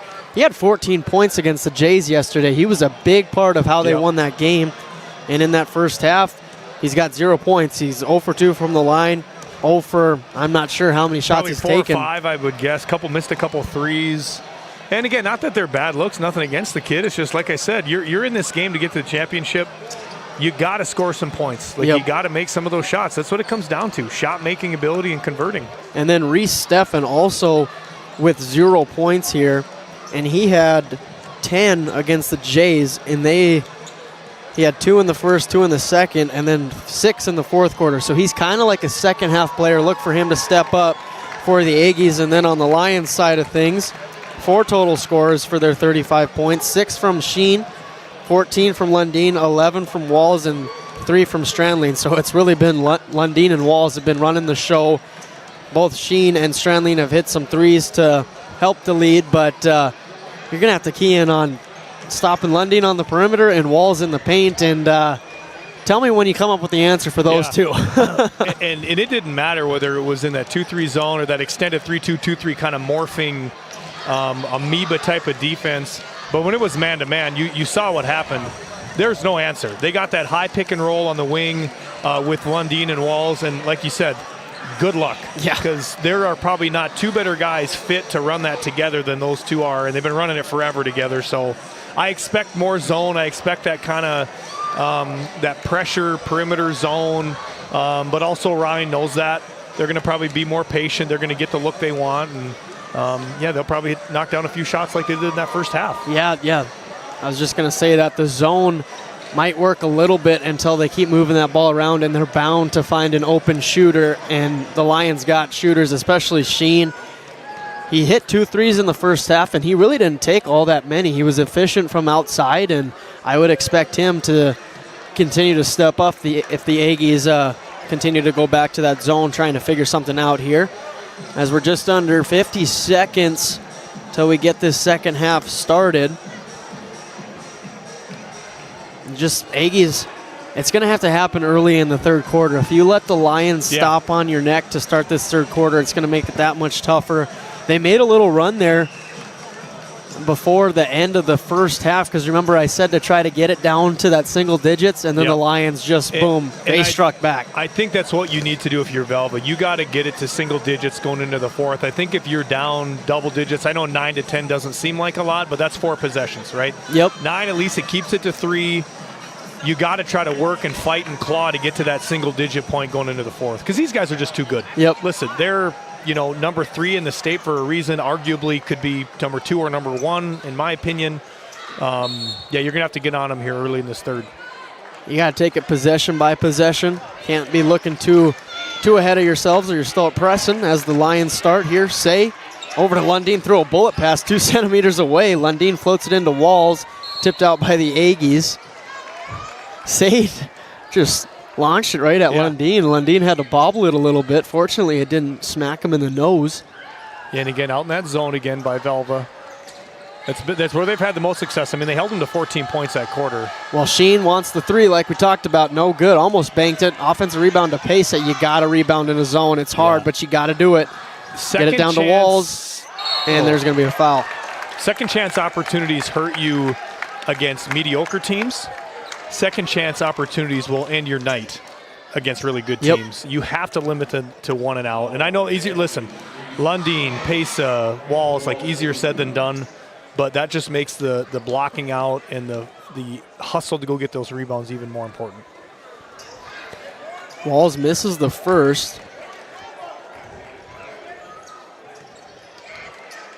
Yeah, and rebounding out of the zone can be so difficult because you're just in that zone, and if there's nobody in your zone to box out, you got to go find somebody. Yep. It's still 5-on-5. It's still, and look at, they got a gift here. 0 for 2 from Walls, and he didn't shoot it well last night either from the line. Yeah, I was giving a little bit of a hard time. Both teams yesterday in that Comets versus Lions game. That game last night with those two teams. Offensively set the game back a few decades. Yeah, I felt like Jeff Van Gundy up here in the booth just complaining, but good cut by Shep. There it is. Shep finishes the left-handed layup. And again, there you go. You're up a bucket. Get another stop. Pesa in the corner. Over to Lundeen. McPeak almost got that one. Over to Say. Yeah, and Bruner's got to be careful because he's getting pinned right now. Again, there's no, I mean, there if it you're is. going to just stay behind him, you have to fight to get in front. Like, if you play behind him, he's way too good. He'll get to the free throw line or a bucket every single time. And you like having Shep there, but then when they work that corner, you either give up a wide open three or Walls gets to go to work. To me, maybe it's more of a 1-2-2 look, which then, again, if you can get it to the corners, it really puts some pressure on those bottom defenders. Because then you're right, Shep's more athletic. He's going to have to get to that corner. But then if you have a guy like Walls who can just bury somebody under the basket, I don't care how strong Reggie Bruner is, it's a tough ask. Yep. There you go, Walls goes 2 for 2 that time. Because again, it's not football. Like, there's one thing to be football strong and then basketball kind of strong savvy. Yep. Like two totally different things. Stefan gonna drive right into Lundeen. That's gonna be a charge. I hesitated there. I thought he might call a block as I was. Kyle Hennigs, I don't know if he knew what to call, but you know what? Lundeen's in position. He beat the drive. To me, that's a good call. Stefan did put his head down, and I think it's kind of like targeting in football. Anytime you put that head down, they're probably going to call it. Stumble didn't help either. Probably not fully in control. Say pressured by McPeak, uses the screen from Walls to create some room. Now Say's going to go up. Mid-range jumper, too much backboard. Kind of hit the corner. Now up to Shep. Shep thought about the quarterback pass. Loses the handle there. Nice pace of dove for the ball. Through the lane. We got too many guys standing around here. Ball goes weak. 3 guys sitting on the wing just not moving. Sheen's called in for the reach-in. That's his second personal. As Mason Kraft checks in for the Aggies, in for Reese Stefan. McPeak finds Shep on the right wing. Looking at Bruner in the post, nothing's really there. Yeah, but great weak side help, I say. Like, Bruner wants the ball there, but Say's full weak side. It's not open. Shep up top, over to Bruner. Right wing three is up. No good. Walls dropped the ball, and it's going to be out on Walls. Yeah, and he's Aggies frustrated retained. there. He wanted that. He knows he should have cleaned that up. He doesn't miss many of those. That's one of those breaks that if you're a great team, you take advantage and you get some points on the board here. Get it to Bruner. Guarded by Lundeen. Bruner step through layup. No good. Lundeen the rebound. Lions look to push. They got numbers. They got a good situation. Say up. Floater's Nice good. play. Pier, nothing but twine. You know, he got a little out of control in that last shot. He kind of hit it off the backboard, didn't hit rim there. Really under control. And nice body control. To have the confidence to still go up with it after that shot. Good on Say. Ben Shep jumper, no good. Sheen the rebound. And that was Hayden Say's first points of the night. Yeah. You know, he kind of goes in bunches. You know, he's more of a defensive guy, but again, what an awesome like fourth or fifth offensive option to have. And he controls the ball so well, as that's a nice pass. No look down to Lundeen, and then Lundeen tried the no look, and Sheen wasn't able to catch it. Yeah, I think he thought Lundeen was going to put that up. But he was open. I mean, he's got to be ready for it. That was a good pass by Lundeen. You know, it's a team starting to feel it when they start doing the no-look passes. Yeah. They're vibing, and Lions up 17, just under 5 minutes left in the third quarter. Kraft, corner three. No good. Walls the rebound, tipped out of bounds by Shep. Will stay with the Lions. Yeah, and he knows that. It's tipped by Shep. Walls kind of patting his chest saying, hey, my bad. He's had a great game, though. Walls is kind of showing up tonight here. Yeah. Him and Lundeen both. They're kind of stalwarts here so far in this one. 13 for Walls and 14 for Lundeen. They've been quiet in the second half scoring-wise, just 4 total points. That one's no good from Pesa. McPeak way up to Kraft. Now to Shep. Shep's going to put it up. Ooh. That could have been a bad ankle roll. He lost the ball, and then he landed on it out of bounds. Yeah, and I think that was Say. Was that Say who kind of hustled in there, tipped it off his, I guess, knee, and then if it was a hustle play, it was probably Hayden Say. Yeah. I think we can both safely assume that, but yeah, that could have been for real. Like, I know we're kind of laughing, but that could have been bad. I've seen many of ankles not end up too well. Strandling left wing. He's checked back into the game, the sixth man for this Lions team. Say another. Now they're just trying to get a little too fancy. You know what, though? We talked about Lundin earlier. Say there, that's the right play. Like, you fully break down the defense. If you're in that weak side corner, you have to cut to the open spot. Yep. And Say thinks you are. You know what I mean? He thinks you're going to do that. Just kind of a sloppy third quarter. 4-2, the Lions lead in the quarter. Shep in the right corner now. Yeah, I'd like to see McPeak almost stay out of the lane. Oh, Bruner goes right down the lane, and it's going to be a blocking foul called on Say. Looked like he was just a little late getting to that spot. Yeah, I think guarding position was good, but yeah, rotated over just a little late. And again, those are tough. The officials, I feel like most part make a good call there. That's just a tough call too. These guys, it's happening so fast. Yep.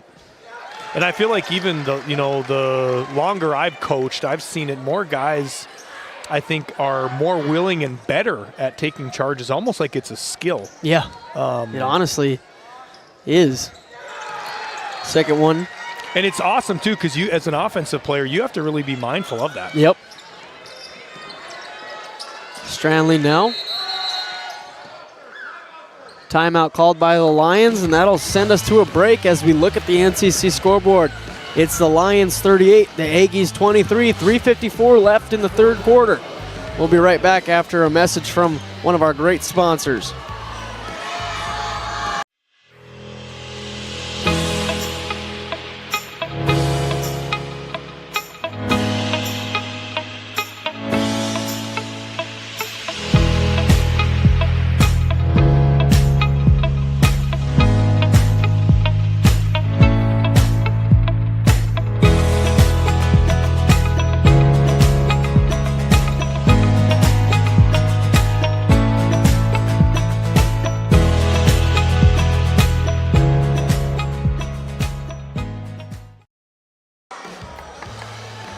Welcome back into Game Day Media here at the Minot Auditorium. Timeout called by the Lions. You got to think Coach Broderick Bosch is a little frustrated with their offense so far in this third quarter. Only 4 points, but their defense has been doing a great job. Something's got to give for one of these offense to get going here with 3:54 left in the third. Yeah, and I think that's why he probably took that timeout again. You know they're in a zone. Oh, look, they switched to man just for possession. I bet here. Smart play by Coach Sundrell. They drew up a play, I'm guessing, a little quick set for a zone. Switches to man. I bet they'll go back to zone on the next time down. It's chess, not checkers. That's right. Lundin left wing, fake, drive, out to Walls. Pull up three. No good. And that'll be Aggie's ball. They get a stop. Yeah, and you know what? If you can just limit stop by stop, that's a great possession by Velva. And I mean, the defense of the Aggies hasn't been mostly the problem. They've only got 23 points on the offensive end. Yeah, I mean, I would say the first quarter definitely was, but since then, no. Oh, yeah, true. They have been playing great defense. But again, you got to score the basket. I mean, you got 23 points almost into over halfway through this third quarter. You're not beating a whole lot of teams scoring 23 points up to now. Bruner, bank shot. And maybe that'll be good catalyst for him, that bucket. Because he's needed one to get. That's his first bucket, I think. He just had 2 free throws. That's his first field goal. Yes, so he needs that. They need him to get going. Just to have another option. Say over to Lundin, left wing. Back to this zone. Pesa in the right corner finds Strandling. Strandling can't make the floater. Aggies get another stop. That's a really good possession. Yeah. That's a wide open. If you can get a wide open look from that part of the lane. Bruner pull up three. No good. That would have been a big shot for the Aggies. Now Kittleson, corner three. It's good. Cooper Kittleson. Aggies are alive. Down to 10, and again, 2 great possessions. We'll see what they can do with this third one. Usually I've seen when you can get 3 stops in a row, the momentum really starts to swing. Down to Strandling in the post, guarded by Bruner. Finds Lundin. This would be a big shot for the Lions. No good. Bruner the rebound. Saves it to Kraft, and he'll bring it up. Up to Kittleson, Shep's down there. And that's going to be a foul called on Lundeen as they both met in the air, and Lundeen got a little push. Yeah, and again, we talked about it. That was their third stop in a row. If they can get a bucket here, you'll get it to single digits, right? This is the momentum you want. Again, you got 2 minutes left in this quarter. You really got to buckle down, get a good set here. Shep, corner three. Oh, no good. Offensive rebound to Shep. Now he goes up again and draws the foul. He'll go to the line for two. And I'll tell you what, he started with the ball out of bounds, got to the corner for a wide open three, hustled all the way through the lane, and then got that little dump off pass for a layup. Like we talk about effort, not giving up. Great example there by Shep. Yep. 2 free throws for him. First one is up and good. Yeah, and if you're Bishop Ryan, you really have to just slow down on the offensive side of the ball. You get a couple rotations, you're going to get the look you want. Yep. 2 for 2 for Shep. He's up to 15 points. And it's single digits, like you said. Hayden Say up top. In this extended zone from the Aggies. Sheen left wing. Takes a dribble, picks it up, finds Lundeen, high post. Floats it up to Pesa. Kind of an alley-oop play. They get it back. Now Sheen kicks to Pesa, right corner. Fake, sidestep, three. No good, in and out. Walls the rebound, and one, Ramsey Walls. Just cleaning up the mess, like he's done all night on the defensive and offensive rebounding. 15 points for him now. He can make it 16 with this free throw.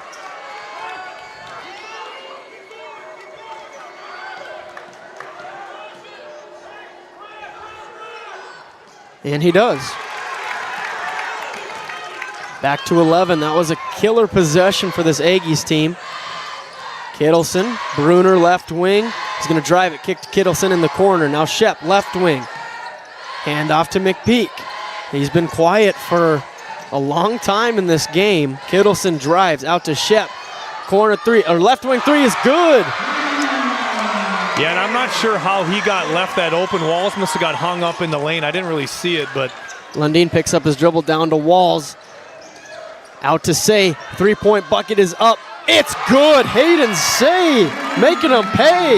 You know, and he doesn't get a ton of shot attempts, but he usually makes the most out of them. And Kittleson answers. Oh my gosh. Three-point bucket for Kittleson. Pesa puts it up. No good. Lundeen the rebound. He'll dribble it out to the corner. Now he attacks, picks up his dribble, and kind of got caught between a shot and a pass there. Stop for the Aggies, and now... Yeah, and I think they want to slow this down. We got one shot here, maybe four-corner this thing out, get a couple passes. You get to like 12, that's when you want to start attacking. Shep, top of the key. Here we go. I see him. He'll take it here now. We're at 10 seconds. Shep looking confident up top with Walls on him. Spin move into the lane, kick out. Bruner three. Bang! Reggie Bruner from downtown.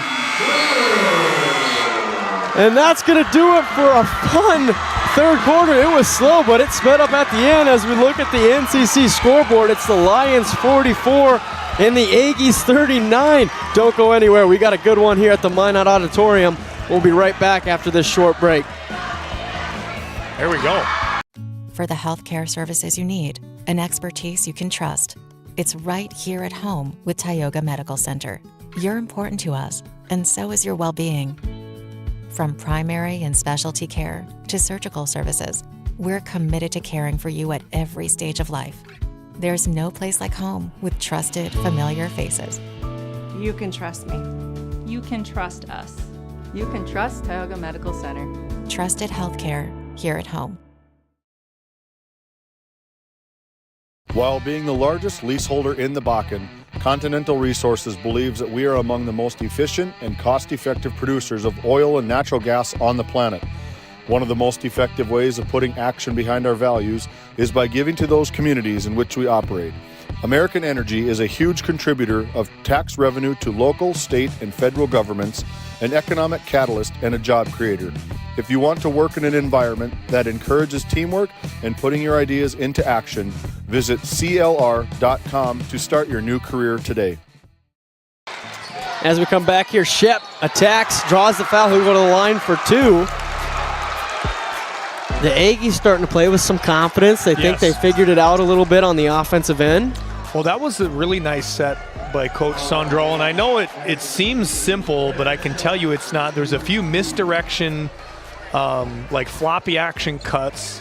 They had a fake like screen away, and then Shep was able to just drive right to the basket. When you've got a team like this where you've got some shooters out on the perimeter, all those actions make the defenders have to go guard. They have to help on the weak side. And then when you got a guy who can take it to the rack like Shep, life gets a lot easier. 2 shots for him at the Souris Valley Dental free throw line.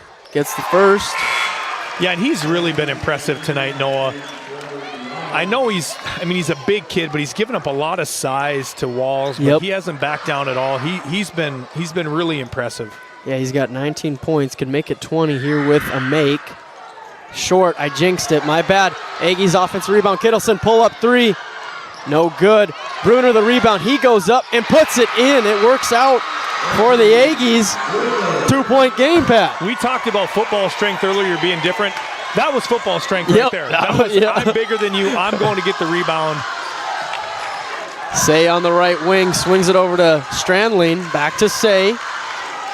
Lundin in the middle, oop to Ramsey Walls, bad pass, McPeak got it. Up to Bruner, now Steffen, back to Bruner. As he attacks, puts up the layup. It's good, Reggie Bruner, come alive, buddy. I was just about to say that, no, he's come alive here. He was held scoreless, I think, in the whole first half. We talked about that in the halftime show. Momentum has fully swung. It's a tie ball game here on the NCC scoreboard, 44-44. Say on the right wing, gets the screen from Walls. Now Strandling gives the screen, now Say attacks, finds Pesa. Back to Strandling, over to Lundin on the left wing. He's going to attack into a double team through this zone. Picked up his dribble, over to Pesa. Drive, floaters up, it's short. Bruner the rebound. Yeah, the spacing was all off there. Strandlin's in the corner. Pesa caught that. And I don't know what type of offense they're trying to run. You know what, maybe he should, Pesa needs to lift a little bit on the wing, but it's just, the spacing was all off on that possession. 6:38 to go in this fourth quarter. Aggies have all the momentum. Ben Shep brings it up.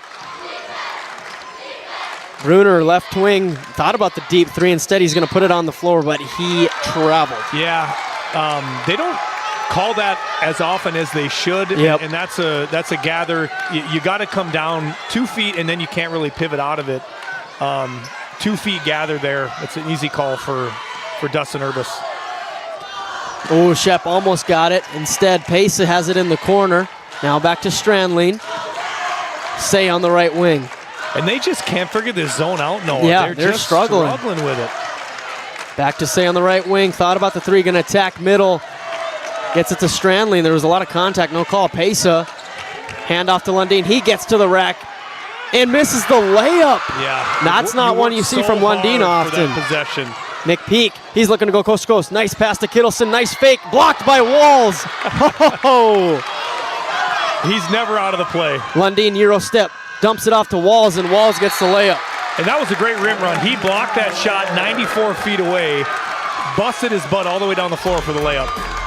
As that's going to be a timeout on the floor as we look at the NCC scoreboard.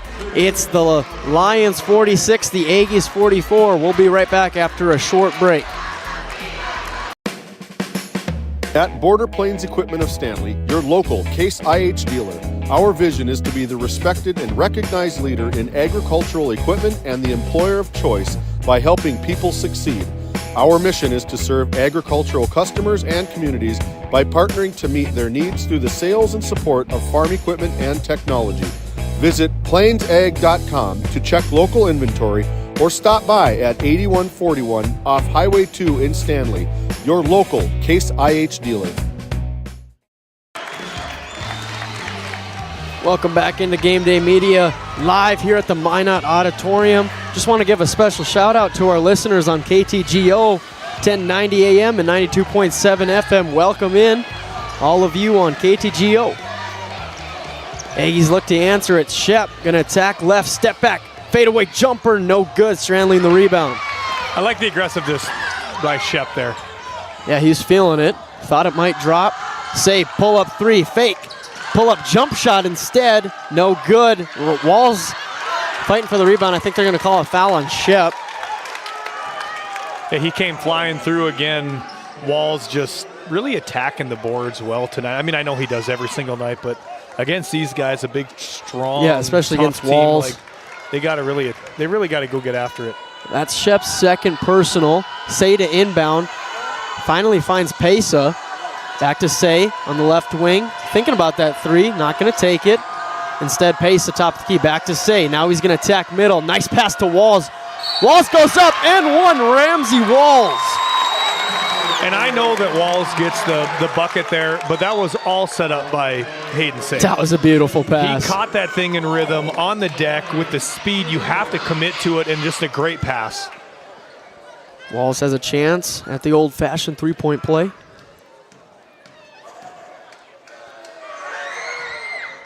And he converts. 5-point lead again for the Lions. 5 minutes to go. I think Ryan probably found something there on that offensive side. I'll look to them to run that kind of same look the next time down. Bruner saves it back to McPeak. Almost a turnover. McPeak to Kittleson in the corner, but going to be a timeout called on the floor by Coach Isaac Sundrol. We'll take a short break. Be right back. While being the largest leaseholder in the Bakken, Continental Resources believes that we are among the most efficient and cost-effective producers of oil and natural gas on the planet. One of the most effective ways of putting action behind our values is by giving to those communities in which we operate. American Energy is a huge contributor of tax revenue to local, state, and federal governments, an economic catalyst, and a job creator. If you want to work in an environment that encourages teamwork and putting your ideas into action, visit CLR.com to start your new career today. As we come back here to the Minot Auditorium, just got to continue to give huge shout-outs to our premium sponsors, NCC and RTC. Pat, you and I wouldn't be able to be here calling a great game between the Lions and the Aggies without NCC and RTC and all of our sponsors. You guys, we're so thankful for all of you and hope you continue to ride with us as we continue to grow the high school sports here in this area of the state. I can tell you, I appreciate it. Yeah. I love watching basketball, and I like even more watching good basketball, and this has been two great games here tonight so far. Bruner will take it out for the Aggies, down 5, trying to find that same spark they had early in the fourth. Bruner on the left wing, handoff, it got tipped, now Shep gets it. I think they were going to look for a lob to Bruner there in the back pick by Shep, and Ryan just gummed it up enough. Now Stefan up top to McPeak. He's got to get one off. Floater blocked by Pesa. Now the Lions got numbers. They can take advantage here. Pesa turns it over to Stefan. I think he had Walls right down the middle of the lane, rim running. Just had to take it easy. Bruner gave it away. He double dribbled, but before they even blew the whistle, he acted like they already blew the whistle, and that just confirmed the call. Oh, he knew. He's just a truth teller. He knew. Uncharacteristic, too. 2 turnovers back-to-back by these teams. Yeah. Strandling back to Say up top. Yeah, I would think I'd get Say on the wing again and let him try to attack. Yeah, and then attacking middle, especially from the wing, worked. Lundeen's going to attack now. Euro step poked away by Bruner, Nice gets it back. defensive play. Almost double dribbled again. The Lions kind of have him second guessing on some of these passes. Mason McPeak putting on the behind the back moves. Finds his teammate in the corner. Now back to Shep on the right wing. 3:50 to go here. Shep gonna get it to Bruner, fadeaway 3. I'm not sure what happened there. I think he tripped. He lost his footing and then caught the pass right as he was gathering himself. Hayden Say left wing. Over to Lundeen on the other wing. Now Pesa down to Strandling, can work the two-man game. They get it to Walls, and it's taken away by Shep. He's got an opportunity here going coast to coast. No call at all. Boy, Both guys went fine. You got to blow the whistle at. I don't understand how that was not a block. Oofda. even the fact that no whistle was blown, you got to see that contact and maybe blow the whistle and then make up your mind. Say right wing three. It's short. Rebound goes to Bruner. Have you noticed the zero rotation on his jump shot? Yeah. It almost looks like he misshoots it, but it's like a knuckleball coming out of his hand. Yeah, he played in the 3-on-3 Powers Lake Days tournament with Tyson Inget, and I remember noticing that about his shot. Boy, what a combo that would be, him and Tyson it Inget. was quite the combo. Good luck getting anything off against those two guys. Especially for the first few games of the tournament, it was half court, but then once he got to like the Final Four, they went to full court. Oh, wow.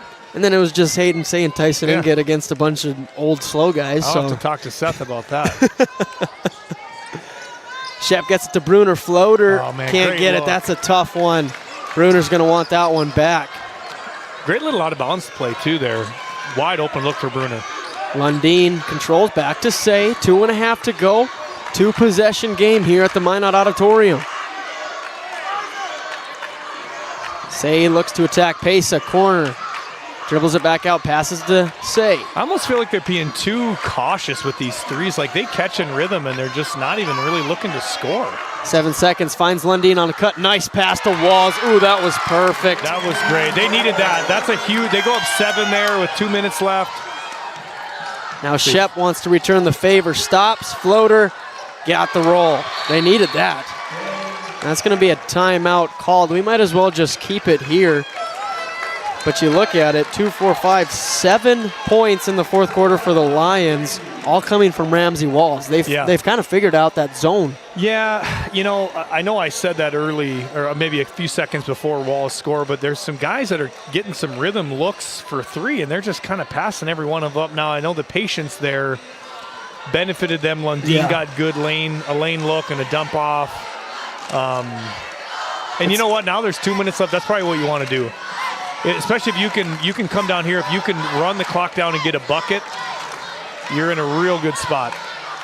Just like they did on the last possession, so you got to keep looking for that movement and finding Ramsey Walls, and that was again one of those aspects where they cut middle from the wing spot, and it keeps opening up for Ramsey Walls underneath. Yeah, I think that's where you got to go. We've seen it a few times. Say had a couple, Lundin's had a couple. Those rotate. You want to go right wing, get a good rotation. Once it hits that left wing, you got to find the gap. At that point, the defensive zone is just too tough to cover everything, and you either got a good floater in the lane or a nice easy dump off the Walls. But again, easier for me and you to say that from here. We're not out there against this Velva defense, so. Lundin inbounds to Say. Slowing it up. Just like you said, we'll see how much time they take off of that shot clock. Lundin now up top. Double team comes here. This is a real extended zone here. Yeah, they're looking to trap the corners. Ooh, that just a third team foul, but it does. No, it shouldn't reset the shot clock. No, it does. Yep. All the way to 35. Yep. Yeah. Yeah, those are tough. I mean, you got to kind of fly around here because they're going to bleed it all the way down, but that foul does reset it, allows them to just. Allows them to milk off 13 more seconds if they want. Could see them maybe going man here shortly. Say gonna attack right wing. That seemed like a pretty touch foul there. I agree. And again, it resets the shot clock. You've let a lot go this entire game, and to me, like, you're gonna call that one. I don't love it. Nope. Third personal on McPeak. Yeah, switching to man here, Sundrol. 1:31 here to go. Say over to Pesa. And he's going to throw it out of bounds. That benefits the Aggies. It does. Again, applies just enough pressure. This is one of those things where it's tough as a coach and a player because you're up. You got to almost play to win. You can't play not to lose. I know that sounds cliche, but they're just trying to pass it around. They've been attacking all night. Just keep attacking. Bruner, he wants the deep three. Can't get it. Shep, the putback. Almost got the N1, but he'll go to the line for 2. Wow. Boy, a ton. The Aggies were ready to let him. We talk about body control. Shep is, I mean, I know he's going to play D1 football at NDSU next year, but he's kind of a different level athlete than you're used to seeing at the Class B level, even the Class A level at this point. It's going to be a timeout called by the Lions. We'll keep it here again.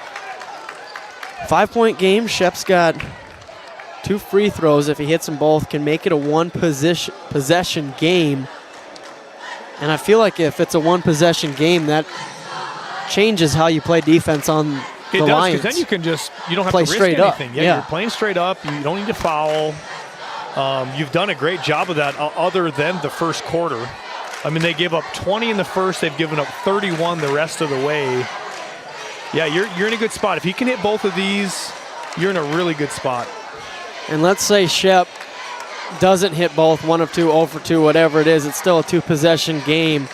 You got to start playing the foul game, or can you? Yeah, I think if you're down 2 possessions here, I think you continue to go for some steals. But again, if they run 35 off, you're looking at, 45 seconds-ish? I mean, at that point, you really have to everything has to go your way. The shots, the defensive fouls, them missing the free throws. So yeah, if he misses 1 or 2 of these, I could even see an early foul once they get it back. Yeah. Ryan, that is. As they make their way back out onto the court, Shep getting ready for 2 free throws from the Souris Valley Dental Group free throw line, voted #1 dentist in Minot, North Dakota.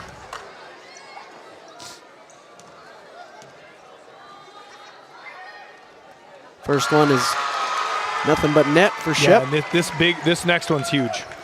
This dictates a lot of stuff, I think, if you're Velva. A lot of pressure. Second one is up, and that one's short. Rebound goes to Walls. Yep, that changes everything. Now Say splits the double, running around. Brunner tried to fall, but he tripped on his own feet. Now Say attacks the paint and draws the foul. Yeah, and I thought they could have kind of blew that whistle early over by the free throw line on this end. And that's again, McMeet's 4th foul now. Oh, really? They would have liked Brunner to probably pick up that foul early instead of Mason. I do think it's smart to foul there. Again, you got to start gaining some possessions. Say hits the first. 6 points on the night for him.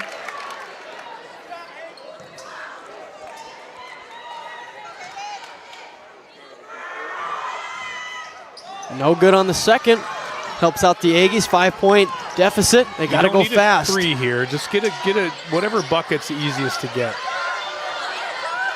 Nothing right now. No. Brunner for 3. That one's short. That's a tough shot. Lundin got the rebound. Yeah, and I don't love it. I mean, I know you're pressing. You got to get a look in Brunner. He's your best 3-point shooter, but contested in a corner. To me, you could have probably got a better look. Yep. They foul Walls. It will send him to the free throw line. In the second half, he started 0 of 2 from the line. That's when we kind of gave him a little bit of a hard time, but since then he's made 4 in a row. Yeah, and McPeak does foul out with that last one. Really couldn't get a whole lot going offensively. No. Only 5 points, all in the first half. Credit to the guy, Say, Pace of guarding him, because he's a heck of an offensive player, so. Yeah, McPeak had 12 in the opening round game against the Jays, and now 5 here tonight. Mm-hmm. And I know he's dealing with an ankle injury. I'm not sure how much that takes away from his explosiveness. Well, I think any injury like that, it definitely limits you. Shep puts it in. Benjamin Shep from downtown. And why not? Wow. He's done everything else for him tonight. Why not cut it? Now, you do have to foul here. You got to foul immediately. Actually, you know what? Maybe not immediately. You could go for some trap, steal type of stuff. Yeah. I wouldn't let about more than 5 seconds come off the clock, though, if I'm Velva. 3-point deficit. If you can get a steal, great. But at some point, you'll have to foul. And I feel, here's the thing, Walls just went 1 of 2. Yep. We've seen him go 0 of 2 a few times in the tournament. Is that who you want to foul? If he gets the ball, or do you just foul him right away? Well, yeah. If he gets it, I think you're fouling. If it's me, I'm having him inbound. I'm probably getting the ball to Lundin or Pesa, Say, even Sheen has checked back in. Those are the guys. Yeah, they got good free throw shooters. I would probably let Walls inbound.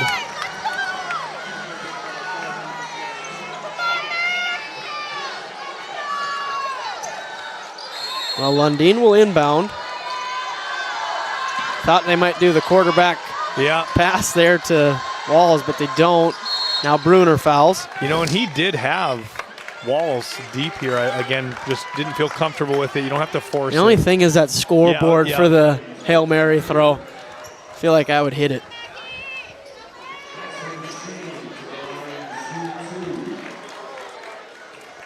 Sheen at the line for 2. Yeah, and these are huge. You can push this to 2 possessions.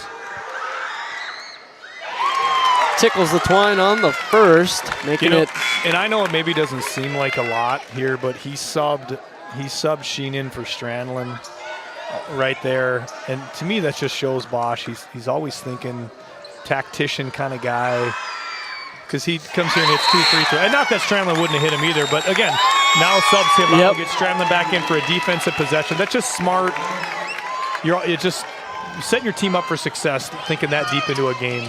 Game within a game. Shep, another 3-point is up, short, and they're going to call that one on Bruner. That'll be his 5th. It will be. I think it was Pace that went up for the rebound. He just made probably too much contact. And he had a heck of a second half. I'll give Bruner a ton of credit. He stepped up for his team when they needed him. You could have kind of laid down and tucked your head and felt bad about yourself, but he proved what kind of leader he is on this team by really powering them in the second half, him and Shep. Say at the free throw line. First one's good. Yeah, and again, other than Walls, I'd say the rest of these guys, I don't know, have the percentages in front of me, all look pretty comfortable at the free throw line, which as a coach is just an awesome feeling. Yep. 1 for 2 again for Say. Leaves that door a little bit open. Nicholson pull-up threes blocked by Walls. And then Say up to Walls. And he does the respectful move and just takes it out. I thought we might get a Walls slam-a-jam at the end, but great team. Yeah, he wanted to, but got to give him credit. And that's going to do it here. As we look at the NCC scoreboard, it's the Bishop Ryan Lions punching their ticket to championship night on Thursday with a final score of 56-50. We're going to take a little break, and when we come back, it'll be the Busy Bees post-game show. Stay tuned. Located in Powers Lake, North Dakota, the Country Store has what you need. From hardware to everyday essentials, including FR clothing, power tools, and even embroidery and screen printing. You can find most everything at the Country Store. There's always a friendly face willing to help you find what you need at the Country Store. Jared and Brenda invite you to visit them on Main Street in Powers Lake. The Country Store has been in business for almost 50 years. If they don't have it, you probably don't need it. Give us a call at 701-464-5434 today. A game without a crowd is just a scrimmage. A performance without an audience is just a rehearsal. Without your presence, high school sports and the performing arts aren't possible. Ensure that these essential extracurricular activities continue to enrich the lives of students in North Dakota. Purchase a ticket to your local high school's game or performance. This message presented by the NDHSAA.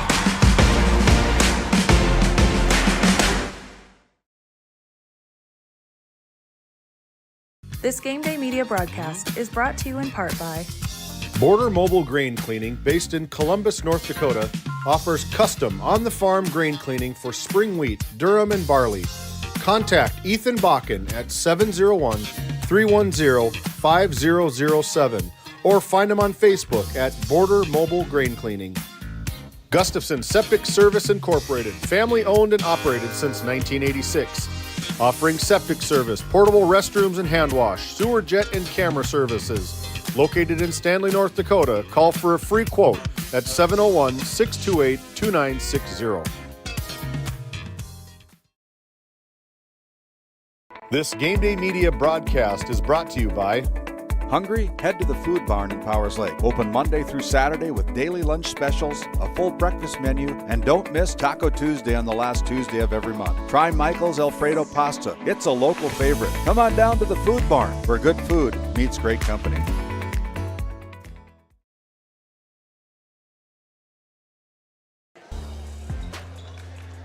Welcome into the Busy Bees post-game show, a locally veteran-owned hot oil and water hauling company approaching every job with 100% commitment. Check Busy Bees Hot Oil Inc. to explore job opportunities. Pat, that was a fun one. We talked about it in the halftime show that the Aggies needed one of those quarters, and the third quarter was their quarter, outscoring the Lions 20-10, got themselves back in the game. But the Bishop Ryan Lions were able to hold on. How do you think the Lions were able to still hang on to this one? Well, it wasn't by much. I mean, Velva, I think maybe you give them maybe another quarter. I think it might have been a different story. Yep. But I think they got a little more comfortable within that zone after that third quarter. They made a couple adjustments that I really liked, trying to attack from that wing, which, again, anytime you can attack a zone from a wing and you can get into the lane, it causes such stress. When you got a guy like Ramsey Walls underneath, it makes life so much easier. And they did that a lot better in that fourth quarter. They hit their free throws at the end. But give a lot of credit to Velva. I mean, they were down 20-7. Yeah. Okay? And they fought, they battled, and, they proved why they're, a top 10 team in the state of North Dakota for Class B. Yeah, as we look at the scorebook here for the victors, the Bishop Ryan Lions, 56 total points, 7 from Hayden Say, all in the second half, 8 from Maxon Sheen. He really didn't play too much in the second half. He had those 2 threes in the first half. He got into a little bit of foul trouble and then kind of didn't really see much. Was able to hit 2 key free throws, though, for the team in that fourth quarter. And then Jet Lundeen with 14 all in the first half. That zone we talked about a little off air frustrated him a little bit. Yep. But that didn't take away from some of those passes to set up Ramsey Walls, too. Yeah. And then Ramsey Walls, our Brad Johnson Insurance Player of the Game here tonight, 24 points, 11 in the first half, 13 in the second half. But more importantly, it was 8 points in the fourth quarter that kind of got him over the top to come out victorious. And then Isaac Strandling hit that 3 in the first quarter for the total of 56 points. So congratulations to the Bishop Ryan Lions on a hard-fought game. They hung on, and they'll be taking on the Our Redeemers Knights in the championship game on Thursday night. That'll rematch. Start around 7:30. Oh, right. You're right. District championship rematch. That one went to double OT. Again, though, we talked about it today, like 2 great games. Guess what's going to come Thursday? Yep. Another 2 great games. I mean, Velva Westhope's going to be awesome. You almost feel bad only one of those teams gets to make it to Saturday. And then, again, our Redeemers and Bishop Ryan. I'm super excited. I said it before the first game, feel a little biased. To me, this is the best region tournament in the state for Class B. We get to be a part of it again on Thursday. As we're looking over, and Ben Shep hit the 1,000-point mark tonight. He had 25 points in this game, and he had 33 in the last game, so that really propelled him to get to 1,000 points. Congratulations to him. So, he had 25. Cooper Kittleson had 9, and Mason McPeak with 5. He struggled. He had 5 in the first half, and then nothing in the second. And then Reggie Bruner was the opposite, 0 points in the first half, 11 in the second half. He came alive, helped get him back in this one, and then just wasn't quite enough because only 4 scores for the Aggies and only 5 for the Lions. Both teams are kind of similar in that way. They are, and, Bruner, he had his opportunities, just couldn't get much going. Looked much more comfortable in the second half. But if they're going to win on win on Thursday, he's going to have to play an entire game. He can't just score 11. He's got to probably have 20. Yeah. But that'll do it here tonight. We've set up for a great championship Thursday with the 3rd and 4th place game coming around 6 o'clock on Thursday between the Velva Aggies and the West Hope Newburgh Sioux. That'll be a great starter for our night. And then the championship game between our Redeemers Knights and Bishop Ryan. A nice old rivalry for a championship. That'll be fun. But, this turned from the Region 3 tournament to back to District 6 tournament real fast, Pat. Pretty quick, which is okay. You got the best teams in it, I think. These top 4, they played well. They proved why they're supposed to be here. But on behalf of Game Day Media, we want to thank NCC and RTC, our premium sponsors. Thank you to KTGO for picking up our feed. Thank you to all of our great sponsors. Thank you for joining us. We appreciate you guys, and we can't wait for Thursday. I'm Noah Fredrickson. I was alongside Pat Alberts tonight. Thank you all for tuning in and watching some Region 3 basketball. Have a great next 2 days, and we will see you Thursday night back at the Minot Auditorium. Everybody have a great night. The telecast of this tournament game has been authorized by special arrangement with the Board of Directors of the North Dakota High School Activities Association.